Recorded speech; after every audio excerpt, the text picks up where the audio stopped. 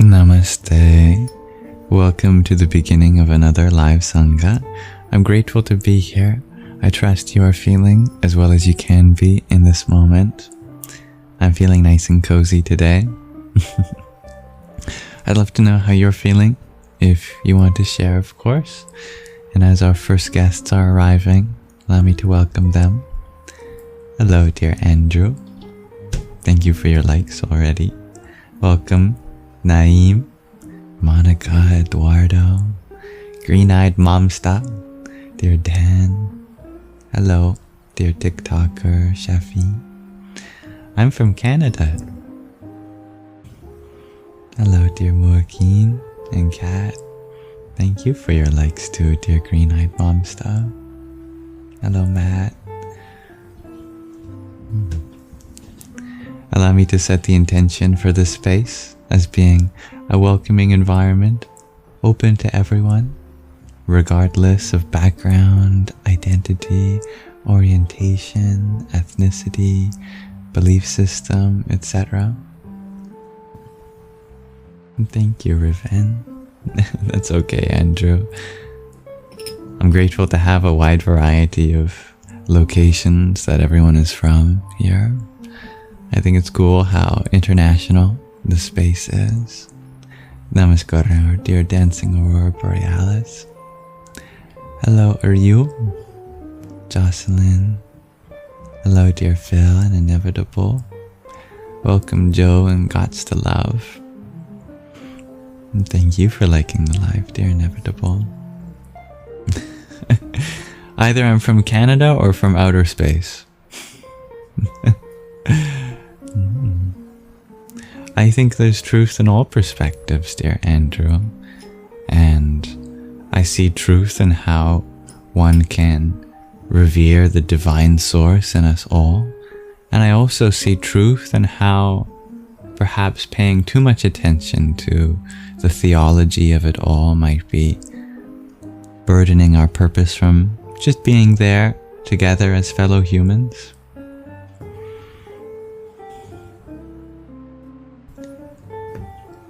And welcome, dear feral merman.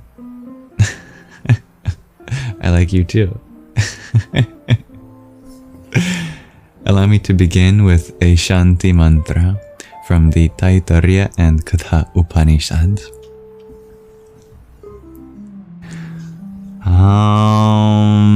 Sahana vavatu, sahana bhanaktu, sahaviryam karva vahai tejasvinavadhitamastu ma vidvisha vahai. Shanti, Shanti, Shanti.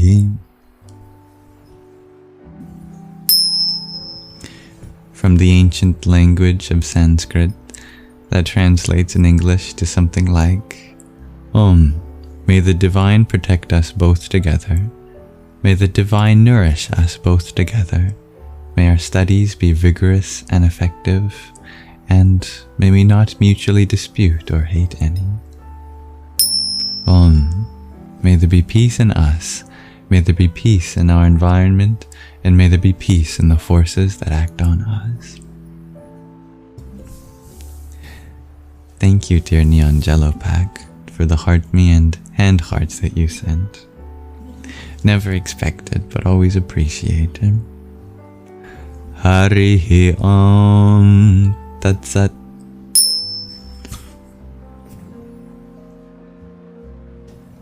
Dear Feral Merman, you're wondering how I feel about the Catch Me Outside girl and Alabama. And the state of Alabama. I don't know, I've never met her personally or been to Alabama, but I hope to extend my love to all beings, not just humans and those in Alabama, but all animals, all plants, fungi, amoeba too. And thank you, Green-Eyed Momsta. Glad you can add to the space. Thank you for liking the live, dear Edward. And welcome, I'm just chillin'. Greetings, Isabella. Hello, Ingrid. Dear Stella, you share my lips get more and more red every day. Do they? I must be getting more and more oxygen every day. Probably a good thing. Thank you, Ingrid, for your heart me. Jaya Sitaram. And dear Edward, thank you for your heart me. Radhe oh Radhe. I'm really excited for today's Saṅgha. We'll of course do another reading from The Journey Home, an autobiography of an American Swami. And we'll do some Q&A. And we'll have a brand new segment today, which is Saṅgha Hāsya Chitra, which is Sanskrit for community memes. Hāsya means humor, Chitra means image, so humor image. Videos too, actually. I think it'll be a nice time to create communal bonds and to share our own humility. It'll be fun. And there's a brand new submission form in the link tree in my bio to submit memes based in our community. That's along with the show and tell too. And I'll have a question of the day later about our inner and outer world. We'll listen to some poetry by the great Sufi mystic Rumi, and we'll end with the world's most generic guided meditation. Hola, dear Mariham. Neon Jello Pack, you're wondering about my laptop situation. There is no update yet, but I appreciate you thinking about it. Yes, my laptop started smoking a few live streams ago, so I've retired it. But so far, the new desktop setup is working even better. And you love memes. I'm glad you love memes, Isabella. I love memes too. Memes make the world go round. What would we be as a species on this moist rock floating through the void without our memes?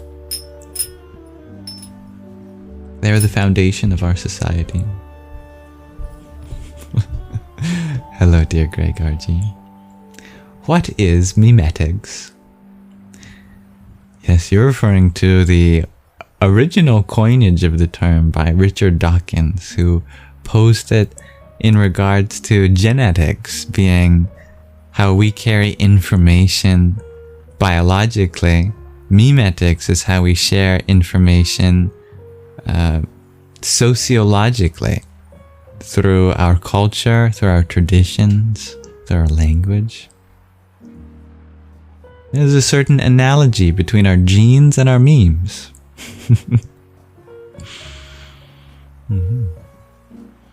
Hello, dear Giuliano, and thank you for your heart me. Om Gang Ganapataye Namah. Hello, MJ. Dear Ra, you asked me to find God. Well, that's easy. I see the divine is within you, my friend. Welcome. Greetings, dear Jacqueline.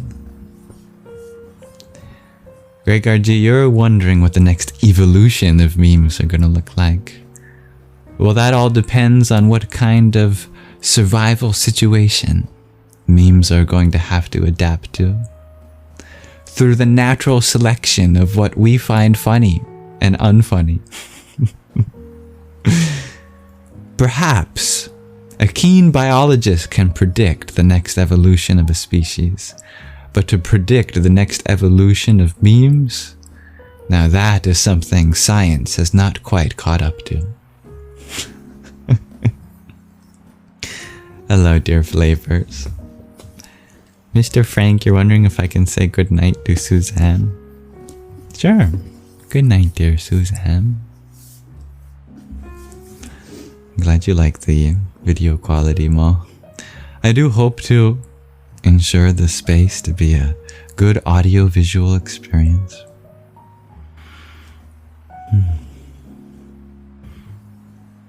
Hello, dear Aya and Connor.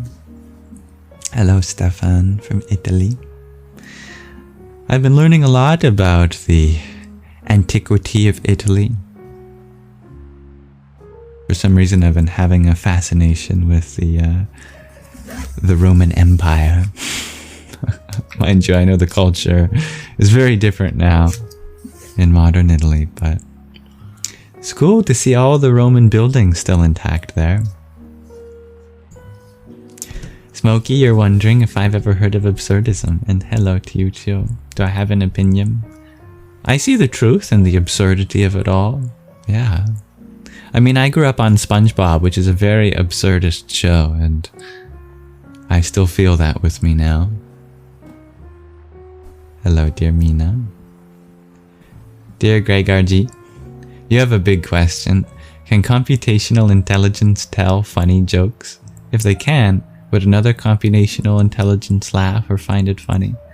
I don't know about you, but our digital assistant Mataji has made me laugh many times. Beam me up, Scotty was one of them. Yeah, but I've never told a joke to Mataji. You should try that in the Telegram or in the Discord. Dear Gregorji. Good evening, Al. Welcome, Jeff and Lucy. Yes, I agree, Ponder. It is quite absurd. Hello, dear Ashley. Could you have a journal prompt? You got it open now. I like that question. Perhaps you can write, what is one thing that you like about others that you could integrate in yourself? And what is one thing you like about yourself that others could integrate in themselves?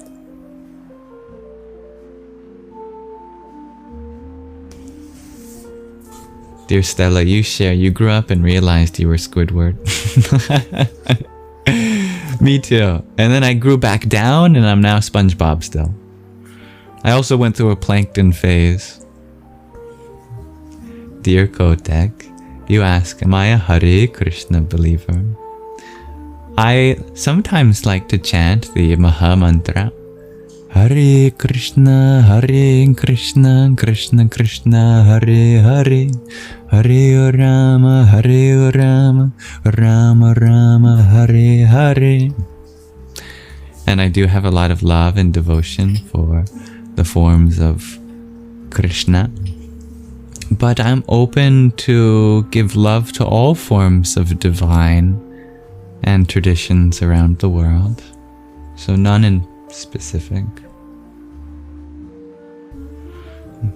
It's beautiful, MJ. Welcome, Eden Moonfeather. Mina, you have a question. What to do if you're under a spiritual attack?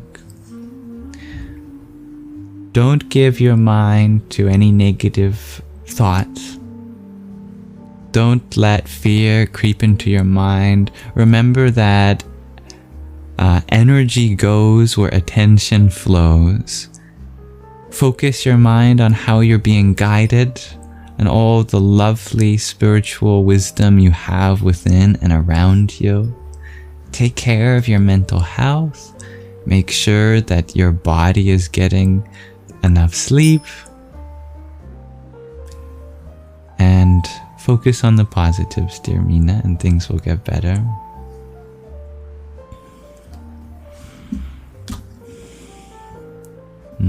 You've totally laughed from something Mataji has said, dear Gregorji, right? Hello, Fredel. Dear Randy, I'm not an expert. I'm very much a passionate student, and I hope to share my passion and explore things with you all together. Dear Monredax, you ask, if I could send a message to all the people around the world, what would it be? You know, I'd probably tell them a joke, because if I could make everyone in the world laugh right now, imagine all 8 billion people right now having a good chuckle. I think the light-hearted space that would follow after that would be very healing for many people. So yeah, I don't know, I do a knock knock joke.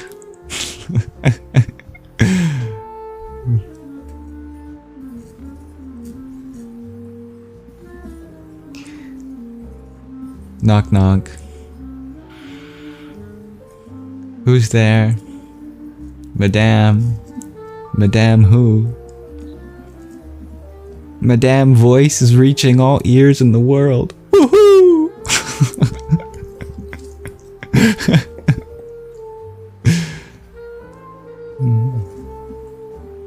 How are you, Friedel? Thank you, dear Richard. Welcome. Hello, dear Riri. I like that. Stop talking. Good rhetorical question. What stop? Or sorry. I misread that. I thought you were asking what's stopping you from finding something beautiful about the world, which is a good challenge. But you ask, what's something I find beautiful about the world? I find beautiful... Right now, what comes to mind is that deep down, even though all of us are going through a challenge, that there's still so much capacity for us all to be there for one another. Even the most closed off people deep down have a vacancy for bonding with another person that can truly see their worth. And I just find that to be beautiful. There's so many stories of humans and animals that appear to have gone through irreparable trauma, and yet there's a soft spot in them that remains vulnerable to love. And I find that deeply beautiful. And I think all of you are my teachers, dear Andy. You're okay, dear Friedel? I'm happy to hear that. And I'm glad you like the jazz music, Stella. I'm in Canada, dear Friedel. Dear Neon Jello Pack, you have a joke. Where do bad rainbows go? Already the concept of a bad rainbow is funny. They go to prism. It's a light sentence, but it gives them time to refract. That's 3 jokes in one. I love that. Hello, Zach. And Talon, you pray that that can be you. The fact that you pray for yourself in that capacity already proves the tender spot still within you. Thank you, Dancing Aurora Borealis, for your trio of roses. Hare Krishna. And dear Richard, thank you for your kind words and for your rose. Om Namo Bhagavate Vasudevaya. Nice to have you here, dear Ashley Cass, and Friedel and Ella. Thank you for your septet of roses, dear Neon Jello Pack, and for making me laugh. Radhe oh Radhe. Welcome, Chantal and Didi. Let's continue where we left off in The Journey Home. Story of an American who becomes a Swami, which is a monk of Indian spirituality.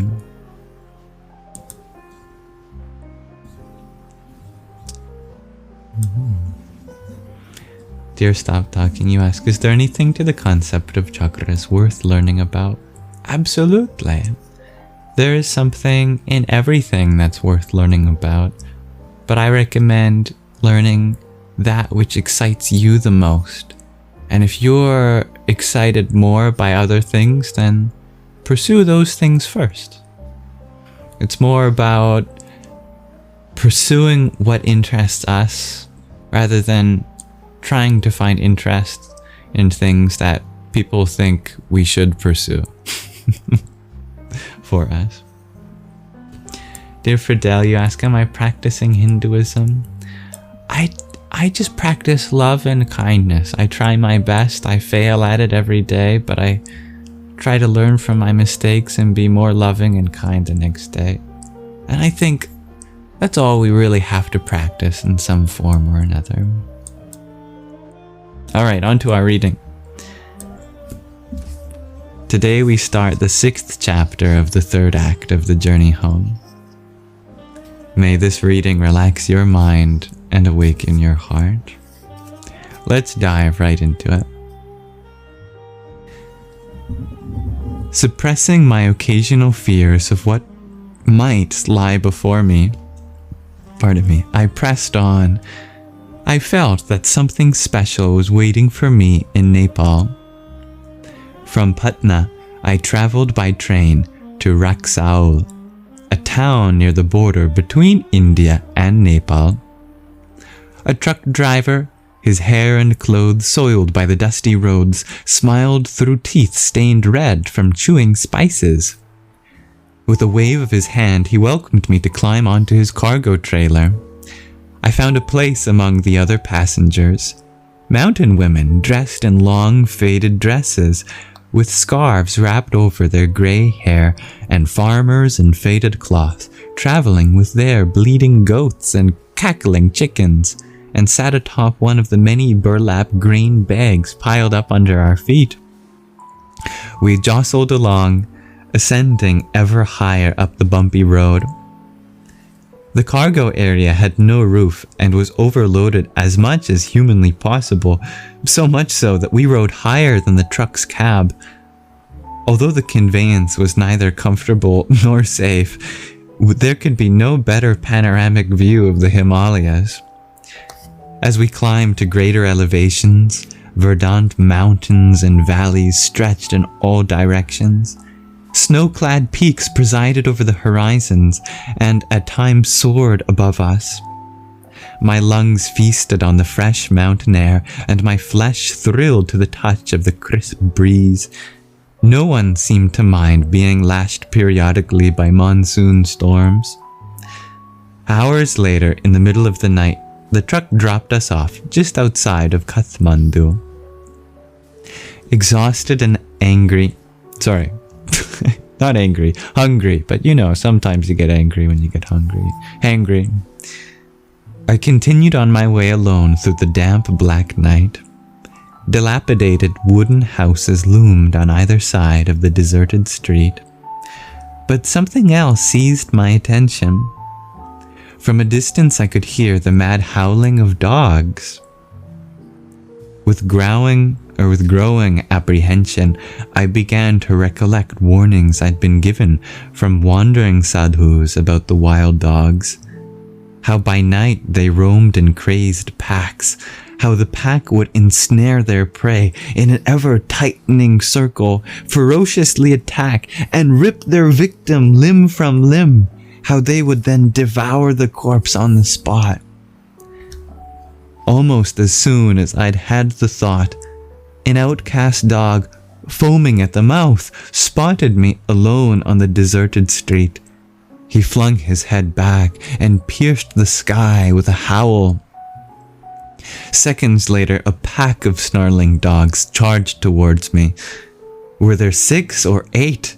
I was too shaken to count, but I did grasp the significance of the foamy white venom dripping from their snapping mouths. These beasts were rabid. Eyes bulging with rage, they closed in on me, howling madly all the while, intending to tear me apart. Their scrawny bodies were gaunt and nearly hairless. Their unearthly din petrified me. With foaming mouths and fangs dripping venom, they pressed in on me. To prevent an attack from behind, I pressed my back against a house, and in the darkness I prayed, "What shall I do?" Then, as if shaken from a trance, I remembered the walking stick that Rama Sevaka Swami had given me. Wildly, I began to swing it back and forth. The horde fell back into a semicircle around me. only a few feet away. As each frenzied dog lunged forward, I whacked its snout with a Swami's stick. With the full force of my skinny arms, I struck. Growling ferociously, yet another predator leapt at me. I whacked him as hard as I could. Each of my attackers, when beaten back by the stick, would fall back only momentarily, and then, unfazed, leap to the attack again. Howls filled the night. Again and again the pack surged toward me, and again I managed to smack them down. But the more I fought, the more they escalated the siege. They could smell my flesh and blood. Every second I had to swing that stick with all my might. Even if one dog were to get through, the horde would descend and instantly devour me. Was this to be my fate? To end as dog food? My strength was waning. Sensing imminent victory, their snarling became more fierce and deafening. They closed in for the kill, so tightly now I nearly blacked out from the stench of their breath alone. Feverish, despairing, I helplessly prayed for mercy. I felt utterly alone and on the verge of being killed. Just then, glancing over my shoulder, I noticed a closed door behind me. Was it locked? A single ray of hope broke through my nightmare. Quickly, I swung my shoulders around, twisted the knob and pushed. The door gave way. I dove inside and slammed it shut behind me. Outside, the dogs vented their indignation by hurling their bodies against the door. Inside, it was pitch dark. Suddenly, a lantern flared up, revealing a family on the floor roused from sleep. The men of the house, thinking me to be a burglar, sprang to their feet, demanding to know who I was, but I couldn't speak their language. Lifting a sword, a man charged toward me. What could I do but sink to my knees and with joined palms beg for mercy? And when the host saw my supplications, he softened, and with arms stretched pointed his finger to the door, demanding that I leave at once. But hearing the ferocious screams of the dogs, he paused and understood that for me to go outside would mean death.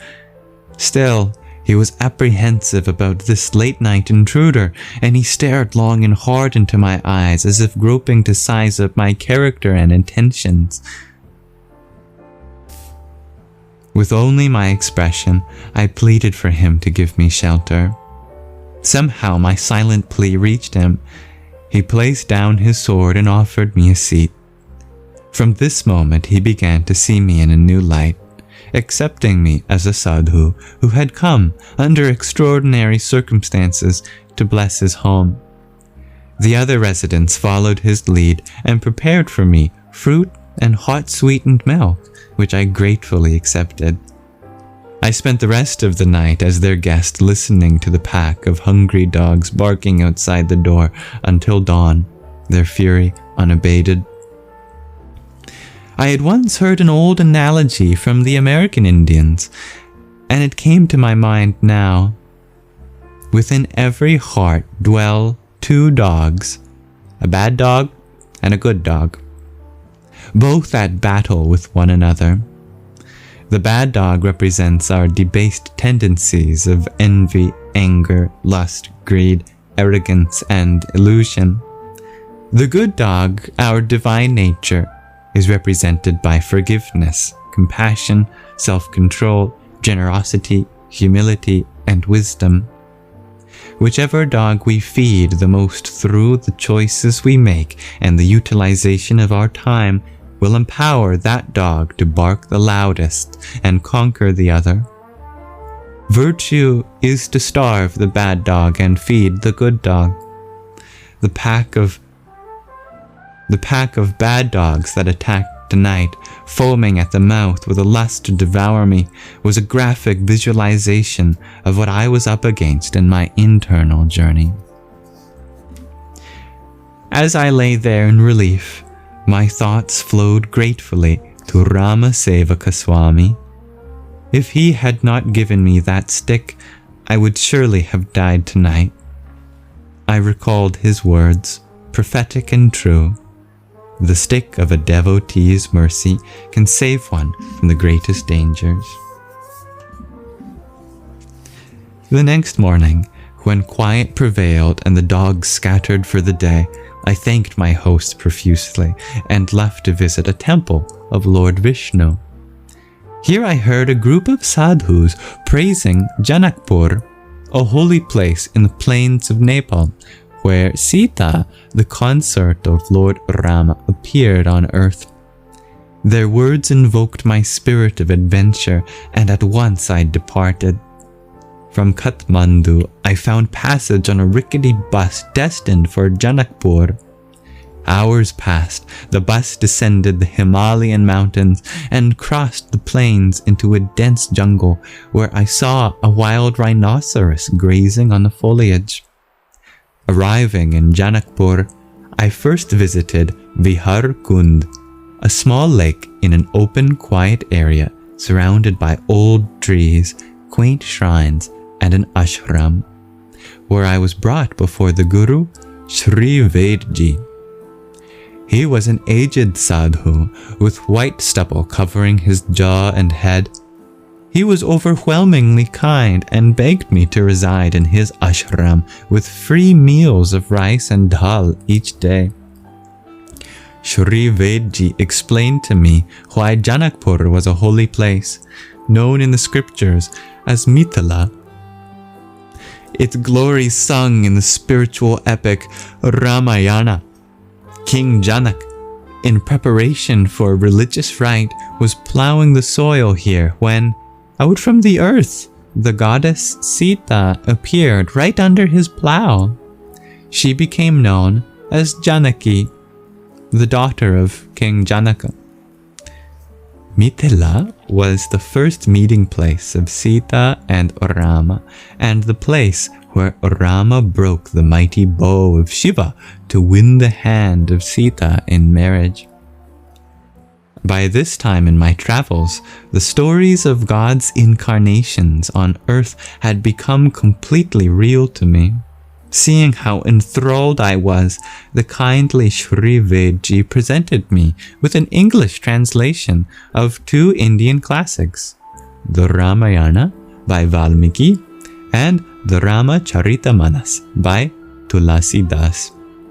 They were thick volumes, and every morning I rose, bathed in a nearby lake, performed my meditation, and began my study, reading from sunrise to sunset. I found the Ramayana packed with adventure, romance and tragedy, heroism, horror, humor, and war. But there was more to it than this. All of these elements harmonized in a spirit of devotion to awaken the love of God in the heart of the reader. When I volunteered to do some chores, Shri Vedji just smiled. "Your reading and accepting our food is purifying my heart. What greater service can I ask for you?" On an early afternoon, I sat on the main road, a dusty path, and did not see a single car or truck pass all day.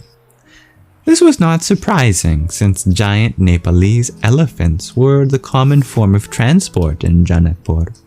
On the back of each elephant, a large cargo box was secured by a rope extending around its belly. The driver, typically a small boy, sat on the elephant's neck, just behind the head, and held a stick.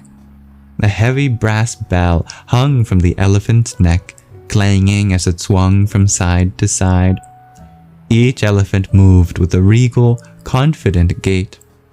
Elephant after elephant passed in this way, along with oxen and water buffalo pulling overloaded carts. Women strolled past carrying either baskets or earthen pots on the top of their heads, often balancing the load without hands. Even small girls effortlessly carried big loads in this way. maintaining perfect posture. All these girls carried their loads.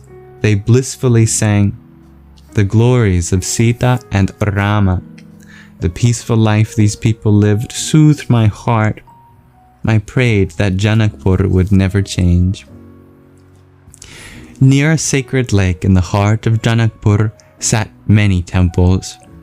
Two of these temples were prominent, Janaki Mandir and Rama Mandir. One day in the courtyard of Rama Mandir, I came upon a sadhu in his 50s sitting on a raised platform beside the temple. With his long matted hair, beard, and mendicant's robes, he appeared peaceful and holy. Hundreds of people stood in line to receive his blessings. When they reached the front, he graciously blessed them with his open palm. Desiring his holy blessing, I too joined the line and approached him. Bowing down like all the others, surprised to see me, he motioned for me to sit beside him on the platform. I felt especially privileged. While continuing to bless one admirer after the next, he inquired of me, "Where do you come from?" "America," I said. "Why have you come from your rich country to the poverty of India?" he asked. "In search of God," I answered. He smiled at an old woman who lowered her head beneath his beneficent hand. "Why have you become a sadhu?" he asked through his smile. "To seek enlightenment," I replied. Hearing my words, his expression grew sour. His smile melted into a frown, and his voice became ugly. Shocked by this reversal, I didn't know what to expect. "You are a fool," he hissed. "You are simply a fool. Do you hear me? A fool. A fool. An ignorant fool." Well, I knew that I was a fool. Perhaps he wished to enlighten me, so I inquired submissively, "Your Holiness, please instruct me on how I can improve." Flying into a tantrum, he screamed, "I have been living as a sadhu for 30 years. Do you know what I have attained? Nothing. In all my years as a sadhu, all I've gotten is some rotten rice and dal." A woman stretched forth an infant to receive his blessing. "America is a land of riches," he shouted at me, while blessing the child with his palm. "America has the most beautiful women to enjoy. America has big comfortable houses and automobiles. America has fine clothes, food and drink. America has the best movies and television." He closed his eyes and sighed. "Oh, how I long for the pleasures of America." His eyes blazed now upon me. "But you have given it all up, and for what? Rice and dal? I'm sick of rice and dal. You have come to this miserable place of poverty to search for God? You are a fool. There is no God. Do you hear me? There is no God. Go back to your great land to enjoy. If you don't obey me, you will lead a despicable life and be cursed with misery." As he spewed forth these words, hundreds of his admirers were busily worshipping him. They did not understand a word of English. The whole while he chastised me, his open palm was blessing these innocent, God-fearing people. They were begging him for God's blessings while he was decrying God's existence. They honored him as an enlightened being while he was speaking of the miserable futility of his life. In a daze, I walked away. My mind struggled to understand what the Lord had just revealed to me. The man was right. America was a land of riches and comforts, but I had lost my interest in a merely comfortable life. Instead, I felt I was traveling a road that was at times easy and beautiful, at times hard, but all in search of a greater treasure than anything the material world had to offer. If this man wanted to enjoy material life, why didn't he get a job and be honest? Instead, he posed as a saint to cheat the innocent. There is always the real and the counterfeit. Hypocrisy in religion has crippled people's faith throughout history. A holy person cannot always be recognized by external appearance. The Bhagavad Gita teaches that renunciation is not for a lazy man who does no work, but for one who works in a spirit of devotion. I thought of all the people I had been meeting who lived their lives working in the spirit of devotion, and I prayed that I could be one of them. I remembered the words I had heard Srila Prabhupada speak in Bombay. Better to be a sincere sweeper of the street than a charlatan meditator. Then I thought about that poor man pretending to be a sadhu.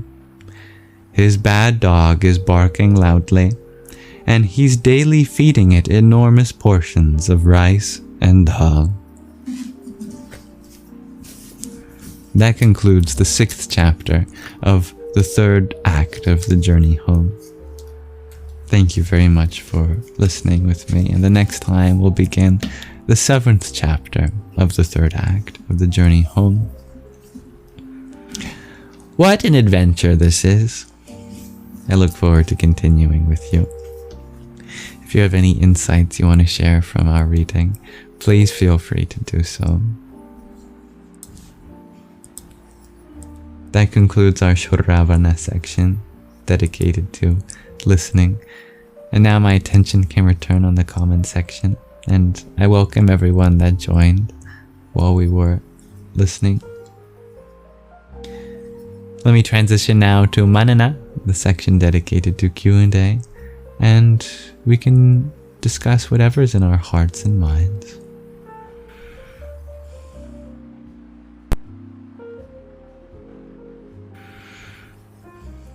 Thank you for the follow, dear Geraldine. Thank you, Tattvamasi, for your quintet of roses.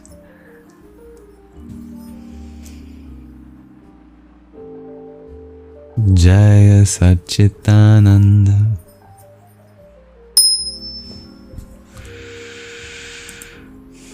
And thank you, Franklin, for your heart me too. Om Ganganapataye Namaha. Welcome, Marcy. Today for a Saṅgha snack you have animal crackers and water.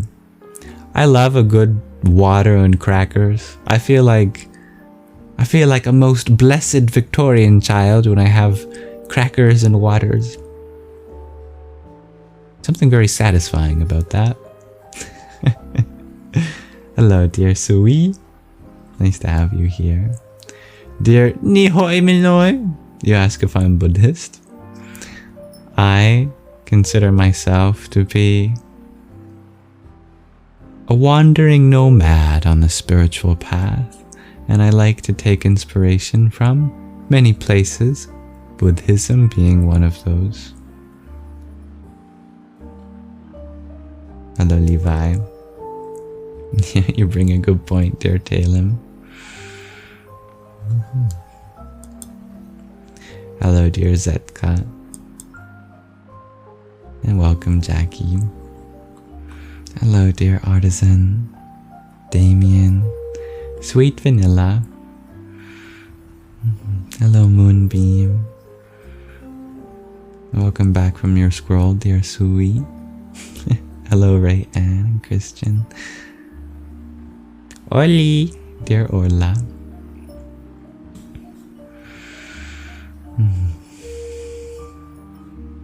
I'm wondering how you're all feeling at this moment.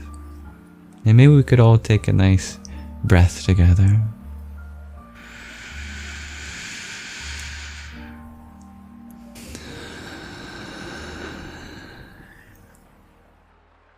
You're from the UK, dear Love Luxury Lover. Well, hello. It must be very late at night or very early in the morning for you, depending on if you have yet to sleep or you're just waking up. I like that, Gabriel. You share that Uncle Iroh said, "It's important to draw wisdom from many places, otherwise it becomes rigid and stale." I appreciate that. Dear Jackie, you're feeling relaxed and wanting to eat. You're in the midst of your sympathetic nervous system's rest and digest response, hey? That's good. I wish for you a deep rest and rejuvenating nutrition. You're having difficulty sleeping, love lecture, lover. What's keeping you up tonight? And thank you, John Simon Ritchie, for your heartbeat. Om Shri Ganeshaya Namah. Yeah. I'm also a fan of Avatar: The Last Airbender. Well, greetings, beloved Magdalene Priya. Thank you for sending us all a hug right to the heart.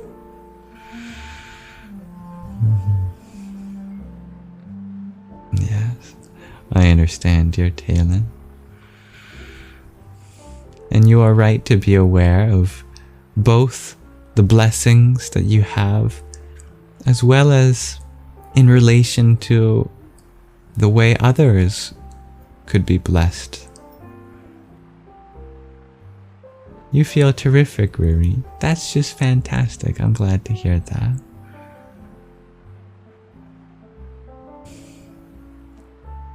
Dear Marcy, today you got rid of a couch and you are now enlightened. Now you can't be a couch potato. You have nothing else to do but rise. It's great. It's so sweet that when Magdalene Priya joins, everyone says, "Hi." I like when everyone says hi to each other here. It's very sweet. Hello, dear peep. And thank you for sharing the live. Ni hoi manoi. Thank you, Davis, for your heart, mate. Ram, Ram. Magdalene is a beacon of love and kindness. I agree. Welcome the present. Hello, Regan. Welcome, Ninja.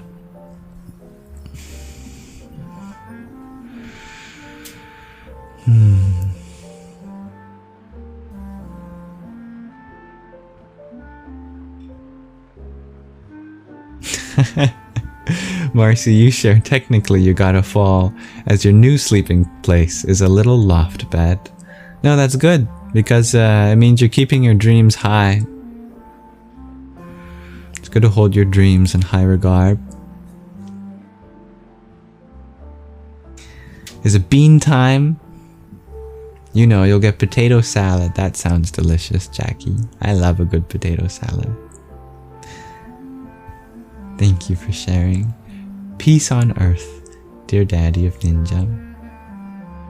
Good evening, the present. Good present moment to you. Happy to have a moment with the present in the present moment.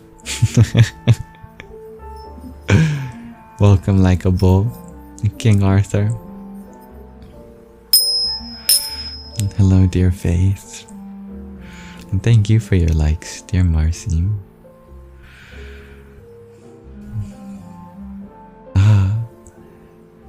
Present in the presence of Gregor G. Thank you.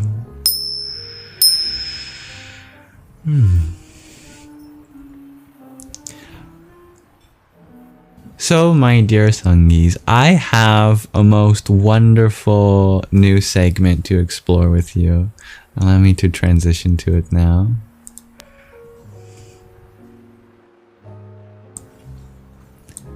Today we begin what is hopefully the first in many segments that I'm calling Saṅgha Hāsya Chitra, or community memes, which is a meme showcase of our community. I have asked our Shri Hāsya Chitrakara, our honorable meme maker, Bubals, as he is known by username, to prepare the first batch. But I want you to know that if you want to submit memes for the next Saṅgha Hāsya Chitra, then please check out the link tree in the bio. There's a meme submission form there. It's very easy and straightforward, and I encourage all of your memetic creativity. But more than anything, I want to show you the few memes that Bubbles had prepared for us today. So without further ado, please allow me to bring them up now. Bubbles is the best, I agree. Alright, here's the first one. Oh, gonna have to adjust it here. I'm hoping you can see this. I'm gonna try to make it nice and big for you. So this is someone saying, you need to speak goodness into existence. Sanghis giving each other advice. And then there's someone falling off a cliff.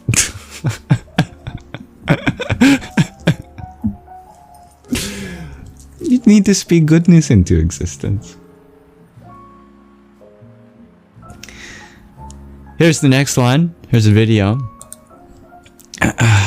This is the petal bija segment that I often do.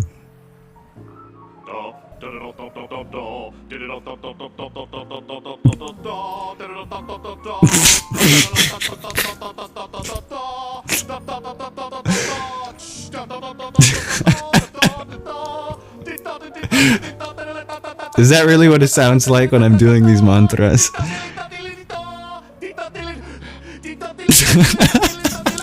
The breath. That's good. Yeah, that is kind of what I sound like. I love the SpongeBob reference. I remember that episode when that aired. That was good. Yeah, that was funny. Here we have another similar one as the first. Someone saying, focus on the positive in the situation. And someone, their hand is reaching out, drowning presumably. Sanghis giving each other advice.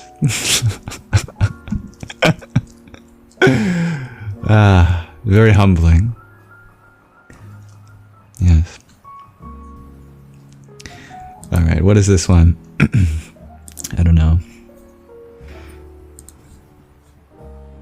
I recognize this is an old internet meme. It's an arrow. Why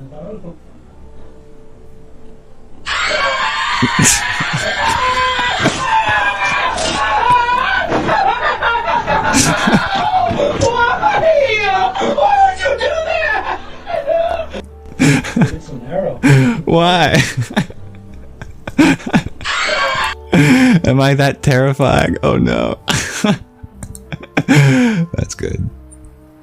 That's funny. I like that, Ruri. Yeah. Just breathe underwater. Come on, there's oxygen. That's why they call it H2O. There's literally 2 oxygen for every water molecule. Yeah. We are so wise. I'm glad you like this segment so far, dear Meg. Alright, Moksha. This is Moksha. Treasure chest, baby. No.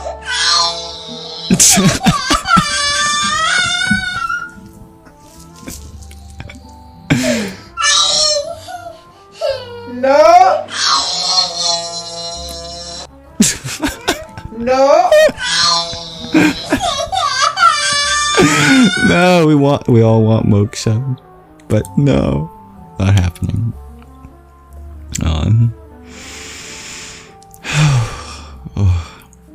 last one. Sangi's working through heavy trauma.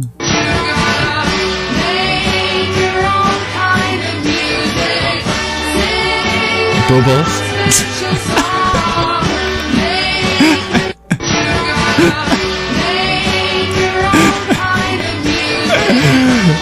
I love that. A meme about the meme maker himself. Brilliant. Thank you. That was good. Alright. That was the first ever episode of Saṅgha Hāsya Chitra.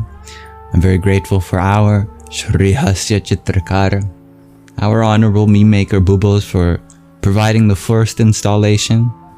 But please help lessen the burden of creating memes solely by Bubals G. And make sure you check out the brand new submission form in the link tree. Meme submission. Please, I'm begging you. Here, this is my best pleading face. Memes! More memes, please!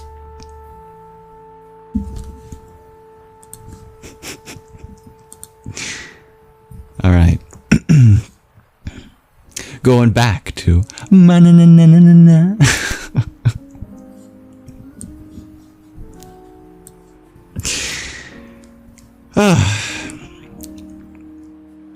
Brilliant. Anyway, thank you, Curtis, for your heart me. Om Ram Hanumate Namah. Yes, big thanks to Bubals. I wish he could be here to see this. Yeah, sadly, he has popped. But that's okay, because the inside of a bubble is not so different from the outside of the bubble. I am sure he will manifest again. Bubbles might just be a genius. I concur. Yes. Welcome, Simon. Welcome, User 680. Hello, Lucky Inflatables. And thank you, Smells Like Sarah Spirit, for liking the live. In Bubbles G we trust. And thank you, dear Curtis. Hello, Average Avarice. Thank you, Raven, for liking the live. I know, right? I need more memes too. Sadly, we'll just have to, we might have to create some ourselves, you know? Nothing like a nice homemade meme, right? Something I realized the other day when I was craving a cookie is I could just make them. I had all the ingredients to bake a cookie. Why not bake what I'm craving?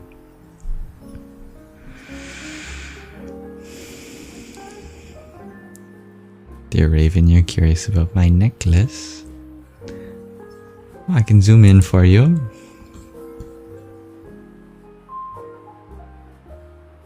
This is a mala. There's two malas actually.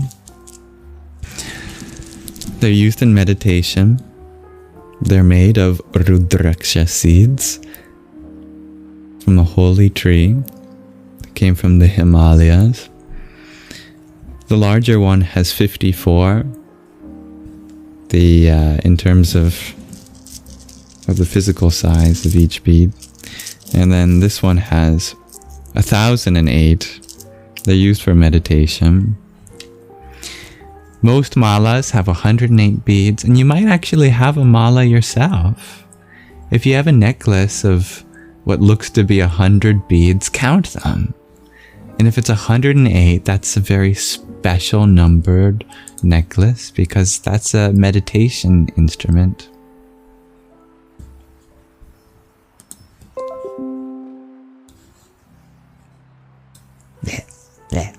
There. There's a hair.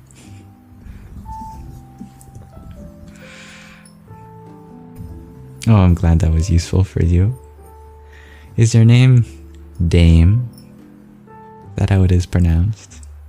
Or is it Dame? But you work in a bead store. Very valuable info. Oh, happy to hear that. It's Dame. Lovely. I'm glad you liked my beads, dear Raven.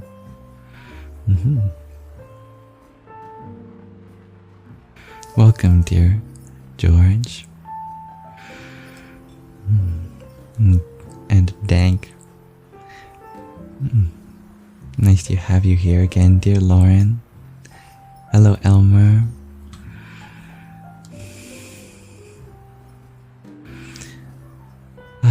Why don't we all soak in the ambiance for a second?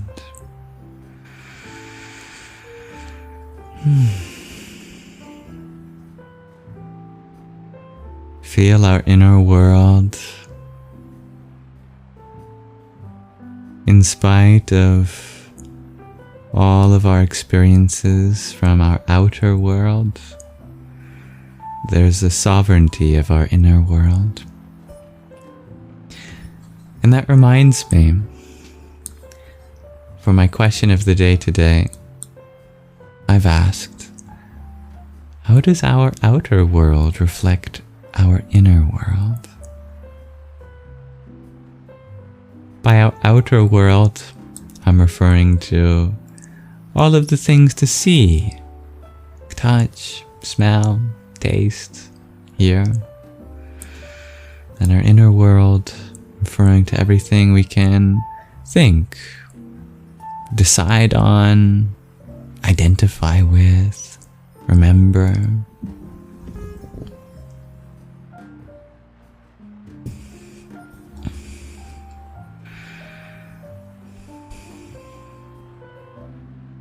In the meantime, dear Curtis, you ask, what made me want to get closer to myself spiritually? Because I know it's the most meaningful journey, the inward journey. And I love a meaningful life.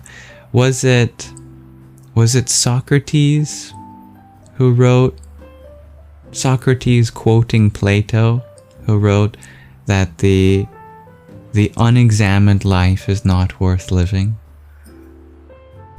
The spiritual journey is all about self-examination. I'd be happy to share my answer to this question of the day, dear Raven. But I'd love to hear from all of you first. Give you a chance to. Dalen, you give an answer to our question of the day, which is, you look depressed because you are depressed, outer to inner. Well, thank you for sharing that. It's very true that how we feel inside can affect what we look like on the outside.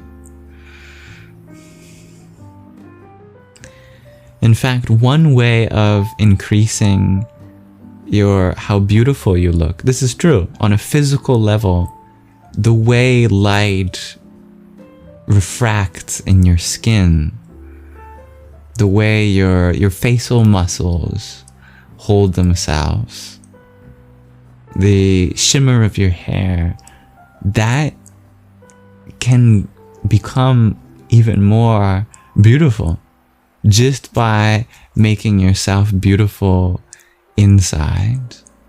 That your own inner joy, happiness, and love changes the way you appear to.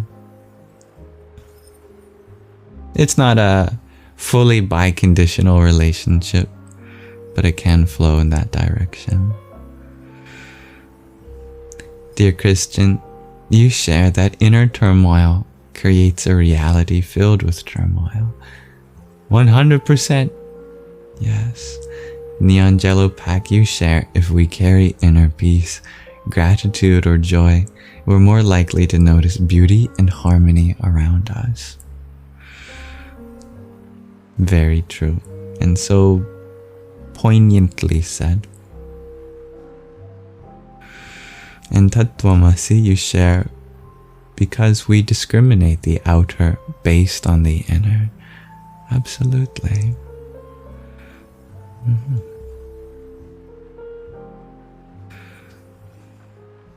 Oh, how interesting, dear dame. Yeah. Mala is the Sanskrit term for prayer beads. And, or rosary.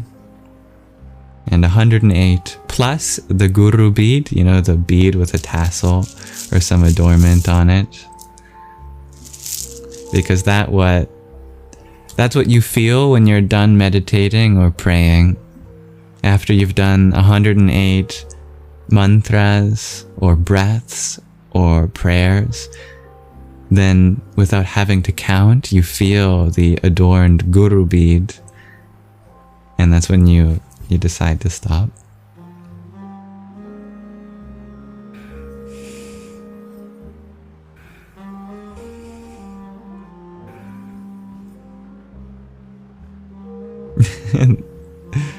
That's okay, dear Talon. Dear Dean, you share the hardships of the outer create many challenges to overcome inwardly. Challenges create strength. Yeah.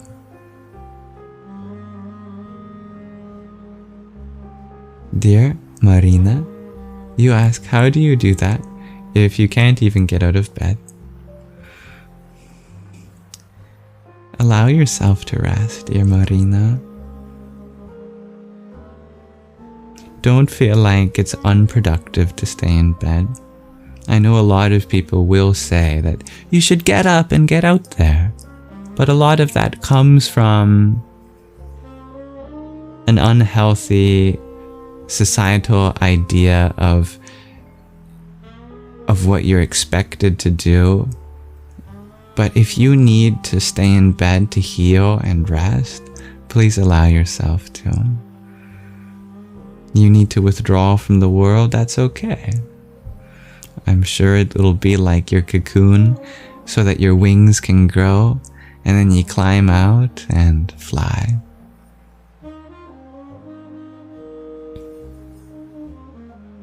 Dear Marcy, you share, in reference to our question of the day, that by being an amplified rendering of what our own personal ideal selves deem fertile.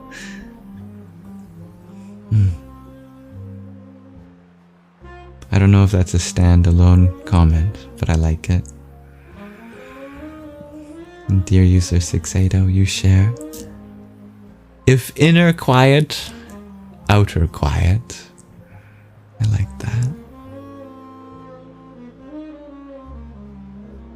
Interpreted in a most peculiar way for the purpose of our individual growth. Thank you, Marcy.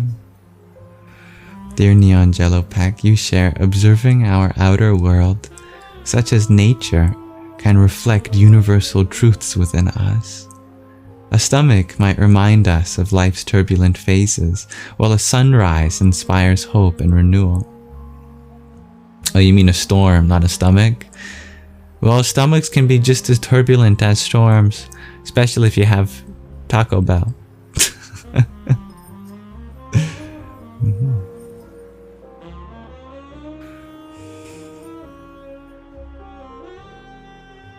Wherever you share, the way people in your life treat others is how you treat yourself deep down.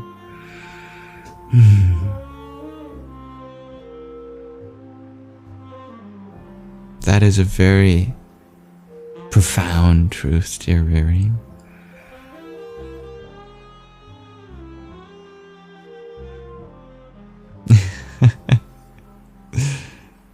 I appreciate you, dear Talon, and your funniness. Dear Billy, you share, our moods change our behaviors, which is how others perceive us. Definitely. Lauren, you share, our inner world is reflected in the people we encounter. Yeah. Of course, dear Marina. Neon Jello Pack, you share, our interactions with others often highlight aspects of ourselves. It's very true. Enzo, you ask a great question. Where is the boundary between inner and outer? Wherever you decide. Celestial Sun, you share like time, space, and causality. And Tatvamasi, you share because all this is how we view it. Well said. And thank you for the follow, dear Mayonnaise Manor. User 195. And Ehlers.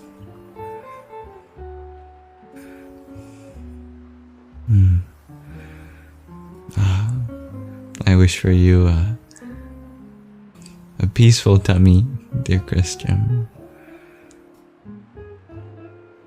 Thank you for finding value in this space, dear Ehlers. Yes, if Taco Bell inside, storm will follow.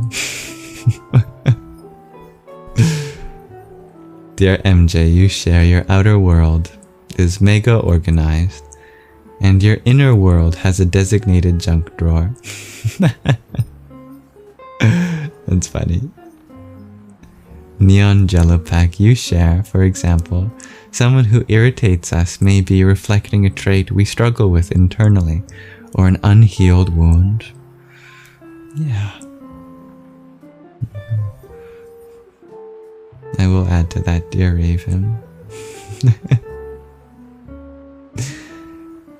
Curtis, you share it's all about mood, actions, reactions, and perspective. Yes. These are all on the periphery of our inner and outer world.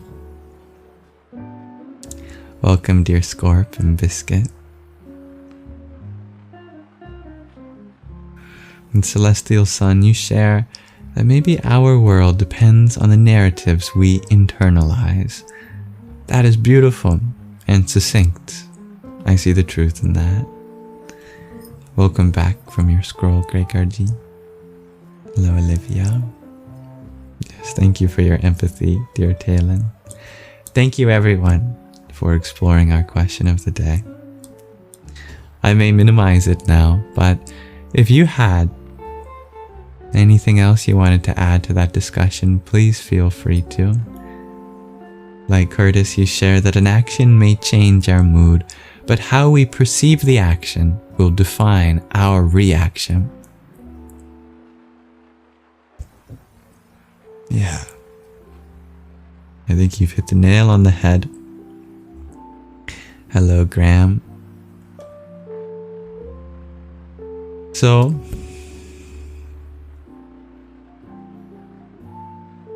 thank you all for sharing such wonderful answers. I will add to that our outer world reflects our inner world, in that what we decorate our minds and heart with, we go and search for in the outer world. It's like you have a temple and you're tasked with putting up banners, statues, songs that fill the space. And this temple is an infinite one. You could never run out of room to decorate. So you are on an endless search, your heart is, to look for that to decorate in this world. It just matters what that temple is dedicated to. You will decorate the temple of your inner world in reverence to that. If you make your inner world dedicated to looking at all that's wrong with the world today, what everyone is doing arrogantly, the faults in others, then we will start collecting all sorts of posters and pictures and newspaper headlines of all that.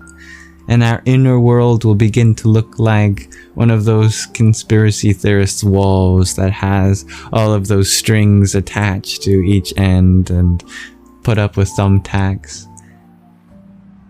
But if you rededicate the temple within to love, to happiness, to harmony, to the good that can be done, then those types of things you will incorporate within yourself. Anytime someone says something positive or inspires you, that will go up on the internal fridge of celebration.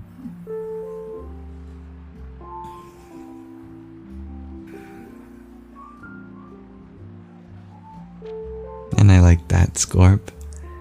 Life is happening for us, not to us. We are the creators of our reality.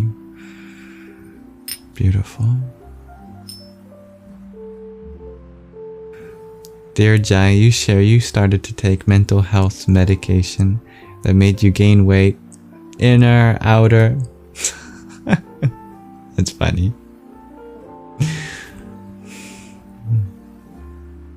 Well, your mental health is definitely a priority, and I'm glad you're taking care of that. What we look for, we see. Exactly, dear Billy.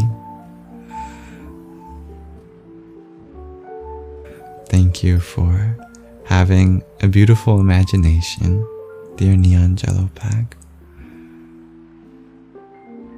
I like that user 680. If you emote love, you find it everywhere. Hello, dear Wendy darling, Tan and Mariana. Thank you for liking the live. Sustainable Futures. Dear Jackie, you share.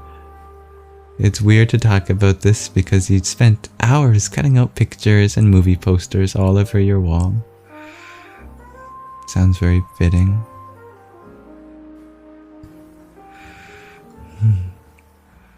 Thank you for finding the profundity in that, dear Raven.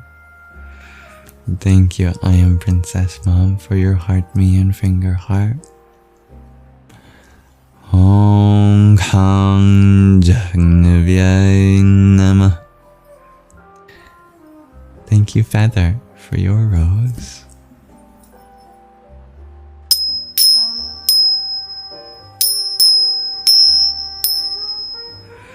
Welcome, dear Willow, David.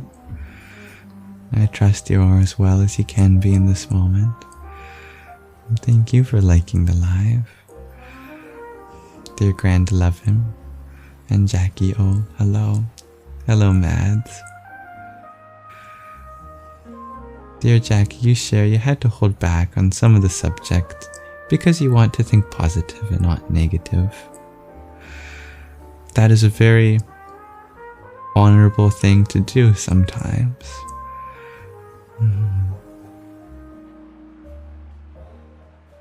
Nonetheless, I believe that all thoughts and feelings can be reframed into a positive way so that they get to be acknowledged, expressed, validated. Dear Lauren, you share you went to an art installation today called Whimsyland. It was pretty whimsical.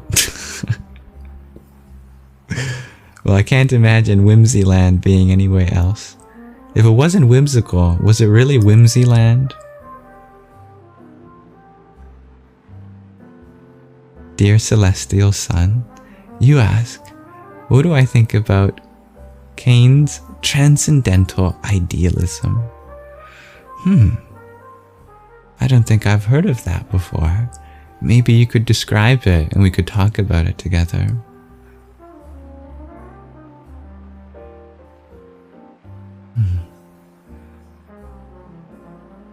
I see a lot of growth in you, dear Jackie, from the time I've come to know you until now. I think that's beautiful. Dear Billy, you share, the way our parents spoke to us became our inner voices. Yeah. And realizing that is the first step to cultivating a different narrator. And thank you, Lilimor, for your heart me and octet of roses. Om Khang Namaschandraya. Talon, you still feel like I might be able to read minds low-key. I just won't tell you. If I could, I would tell you. But I can tell you that if I'm feeling very connected to a person, or just to a similar frequency as that person, if we're sharing the same present moment and very much together, then I think we can often speak each other's thoughts aloud.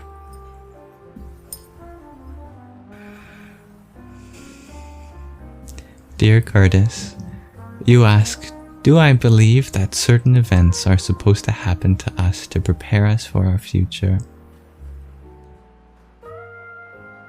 I'm not sure about that, but I can tell you that we can absolutely learn from our past in order to be more prepared for the future. And I do think there's a lesson in every experience that we can take with us into the next moment.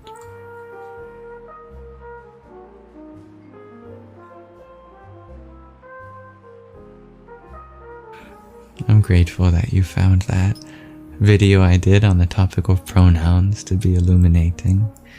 Dear Sustainable Futures. Dear Jackie, you share you get drawn to lots of dark things.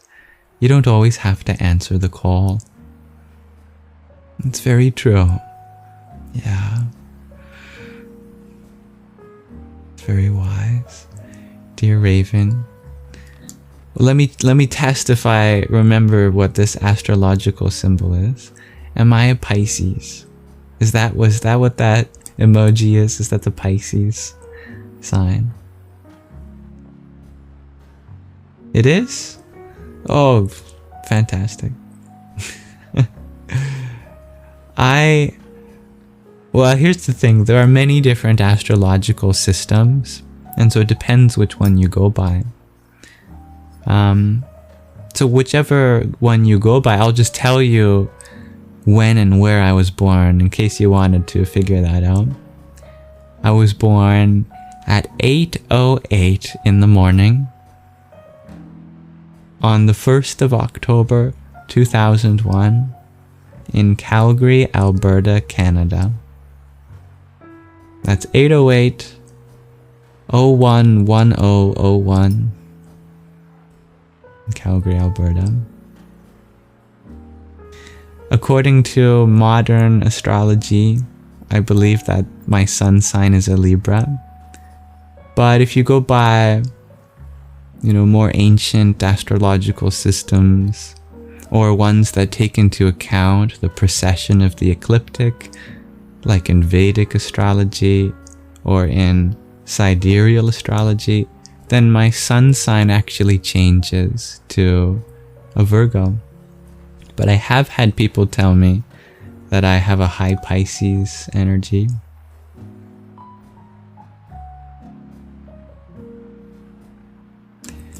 Dear Curtis, you share, you always wondered if bad things happen because they are reflections of our past life. So what you're referring to is what's called prarabdha karma, which is the portion of past actions, karmas, that come to birth in this life, prarabdha.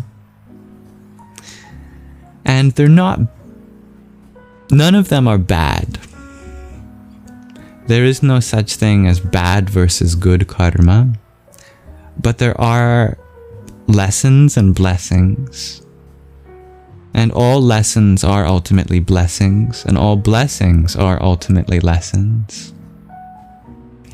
What matters is how we can, just as you said, look for the teaching that can help prepare us for the future through them. Because no experience is an unvaluable experience.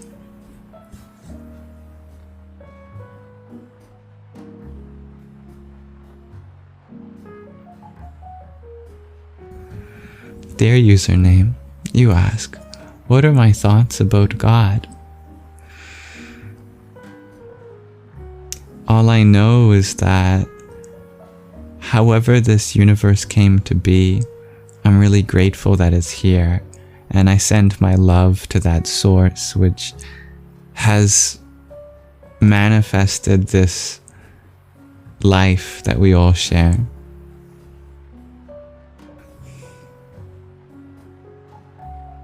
That source has appeared through all of us.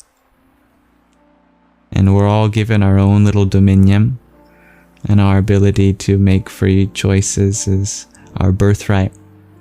And that goes back to our discussion of both astrology and karma, is that the choices we made in the past, even past lives, are still affecting us in this life. That's our prarabdha karma, and it is precisely the purpose of things like astrology, tarot, or divination to give us insight about our prarabdha karma, our actions from past lives coming into fruition in this life. But we have our own ability to shape our fate transcendentally to that prarabdha karma, and that's all the actions that we're free to make now in this moment, and that's called our kriyamana karma.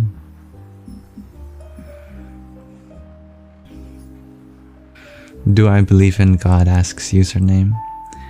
I think it's a question that has a lot of nuance, and if to believe means to experience something, and God means the source of all experience, then I'm constantly experiencing that source through everyone and everything.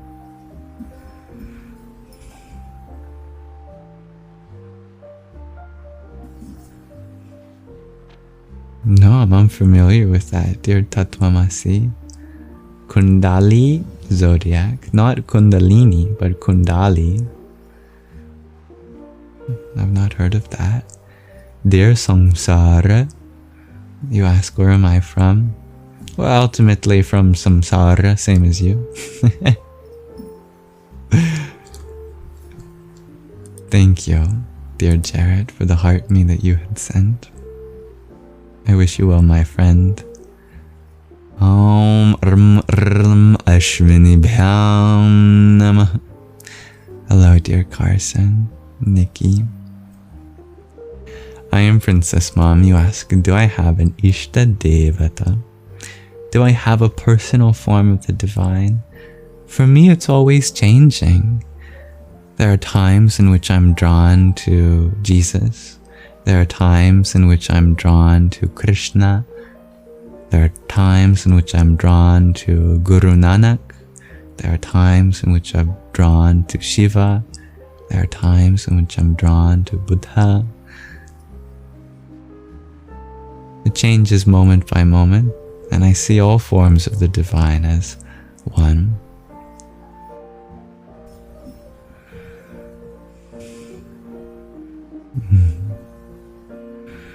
It's beautiful, Grand 11. Celestial Sun, you share that Kant's, oh, it was Kant rather than Cain, I see. That makes more sense. Never heard of Cain. Unless we're talking about Cain and Abel. Kant's transcendental idealism holds that we experience reality through mental structures. We know only phenomena, not things as they are. Noumena. Ah, I see the truth in that.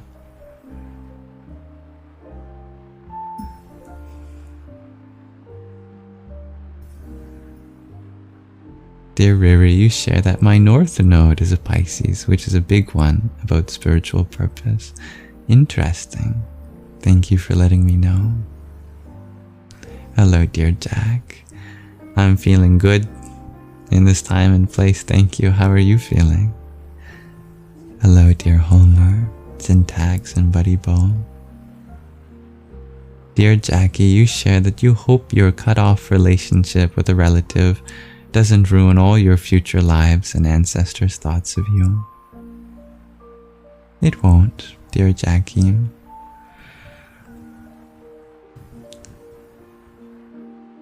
Your decision to separate yourself from a source of trauma or abuse is something that I'm sure your ancestors are very proud of for you.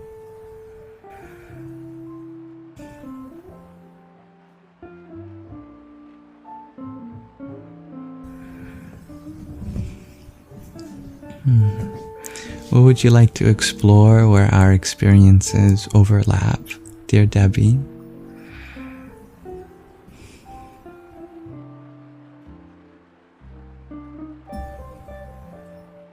Or would you like me to explain my perspective on the nature of karma so that you may understand?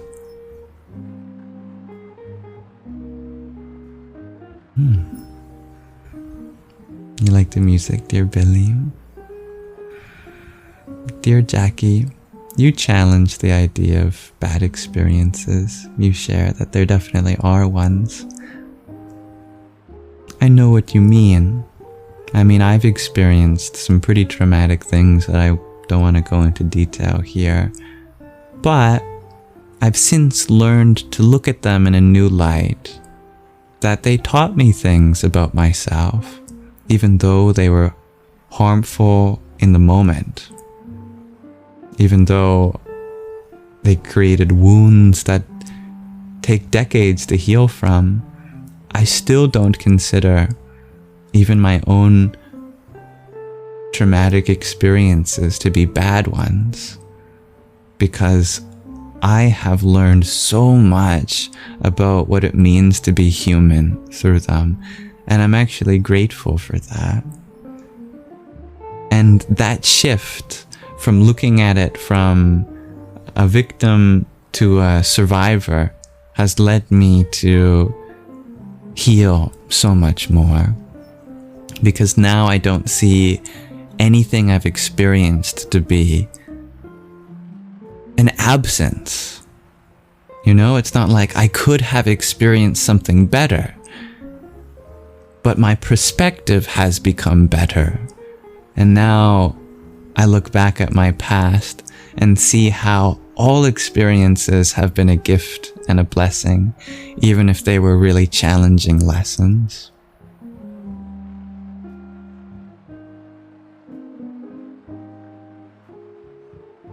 Yeah, I see how astrology is a form of divination, dear Lauren. I think all forms of gaining insight on one's prarabdha karma is divination. Dear Tattvamasi, you ask, what fills the grooves of prarabdha karma once you have moved away from it? There will always be more prarabdha karma because we have infinite sanchita karma. Sanchita karma is the karmas of all endless past lives. And the portion of that coming into fruition is prarabdha karma. Once some form of fruition comes to pass, and something else arises, that's just more prarabdha karma. But you add to the sanchita karma by your kriyamana karma. So indirectly, you are slowly supplementing the destiny described by your past lives, prescribed by your past lives, with what fate you carve out in this life. I don't know if that answers your question. How are you, dear Nikki? Dear Billy, you're wondering if I can please repeat the info about 108 Earths and Moons I've shared before. I'd be happy to. And welcome back, dear Kenzo. The reason that 108 is often the number of beads on a mala is because it's a very significant number in our solar system. you can fit 108 moons between the Earth and the Moon. This is true. So each bead on your mala is like a moon. You can also fit 108 suns between our Earth and the Sun. So each bead can be like a sun on your mala. You can also fit 108 Earths across the diameter of the Sun. So each bead on your mala can be like an Earth. And in astrology, you consider 9 celestial bodies, not just Sun and Moon, but also Mercury, Venus, Mars, Jupiter, Saturn, Uranus, and Neptune. And there's 12 constellations around the equatorial plane. That leads to a combination of 9 times 12 or 108 astrological influences. So each bead on your mala is like an astrological influence. And that's the significance of the number 108 in our solar system. And thank you for your heart mate. Om Adinaya Namah. I'm happy to relate with you in the fluidity of our devotion. I am Princess Mom. And thank you for the follow, Debbie. Hello, Faith. Dear Ruby, you're curious about the nature of my speech. I'm very relaxed right now. Feeling very happy to be here. How are you feeling? Dear Sabina, you ask if I like coffee or tea. I've enjoyed both, but I haven't drank in caffeine in a long time. Oh, that's not completely true. I had an iced tea a few weeks ago, but that was the first in probably a year. Yeah. So I do drink some herbal teas from time to time. But I usually don't drink caffeinated teas or coffees. So Kundali, is that another name for Vedic astrology? I see, dear Tatvamasi. So you're a Libra in Kundali, but in Kundali you're a Scorpio rather than a Libra. That sounds like it takes into account the precession of the ecliptic, which I think common Western astrology does not do. Because, you know, the Earth is gyrating on its axis. That its precession changes. And that changes what constellations are above us. And if you just go by old math, you know, the calculations that haven't been updated in hundreds to 1,000 years, then you get, you know, Libra, Virgo, Pisces, whatever. And unfortunately, all the modern calculators, you know, they still say that Libra is from this date to that date. But it's not true anymore because of the precession of the ecliptic, that if you readjust that everyone gets different sun signs and moon signs and whatnot. Most people, unless the shift doesn't happen to affect you. Good morning, dear Mirna. You got home from a super cool birthday party, Josie. Oh, I'm happy to hear that it was so fun for you. Dear Debbie, you're wondering if I only respond to people who send me money. No, don't worry. I respond to everyone. And that's probably why I'm so far from responding to the comments in the current present moment. because I make sure that everyone's comments gets read. But yeah, I treat you the exact same regardless. Don't worry. I did not get a new camera, Mo, but I did change some settings as I moved from streaming from my laptop to my desktop. Thank you for your presence here, dear Jag. Thank you, Memetics, for your heart me. Your tiny, your pair of quartet of roses, your finger heart, and quintet of ice cream cones. Om Shrim Mahalakshmi Namah. And dear MJ, thank you for your 15 finger hearts. Om Kam Namah Prajapataye.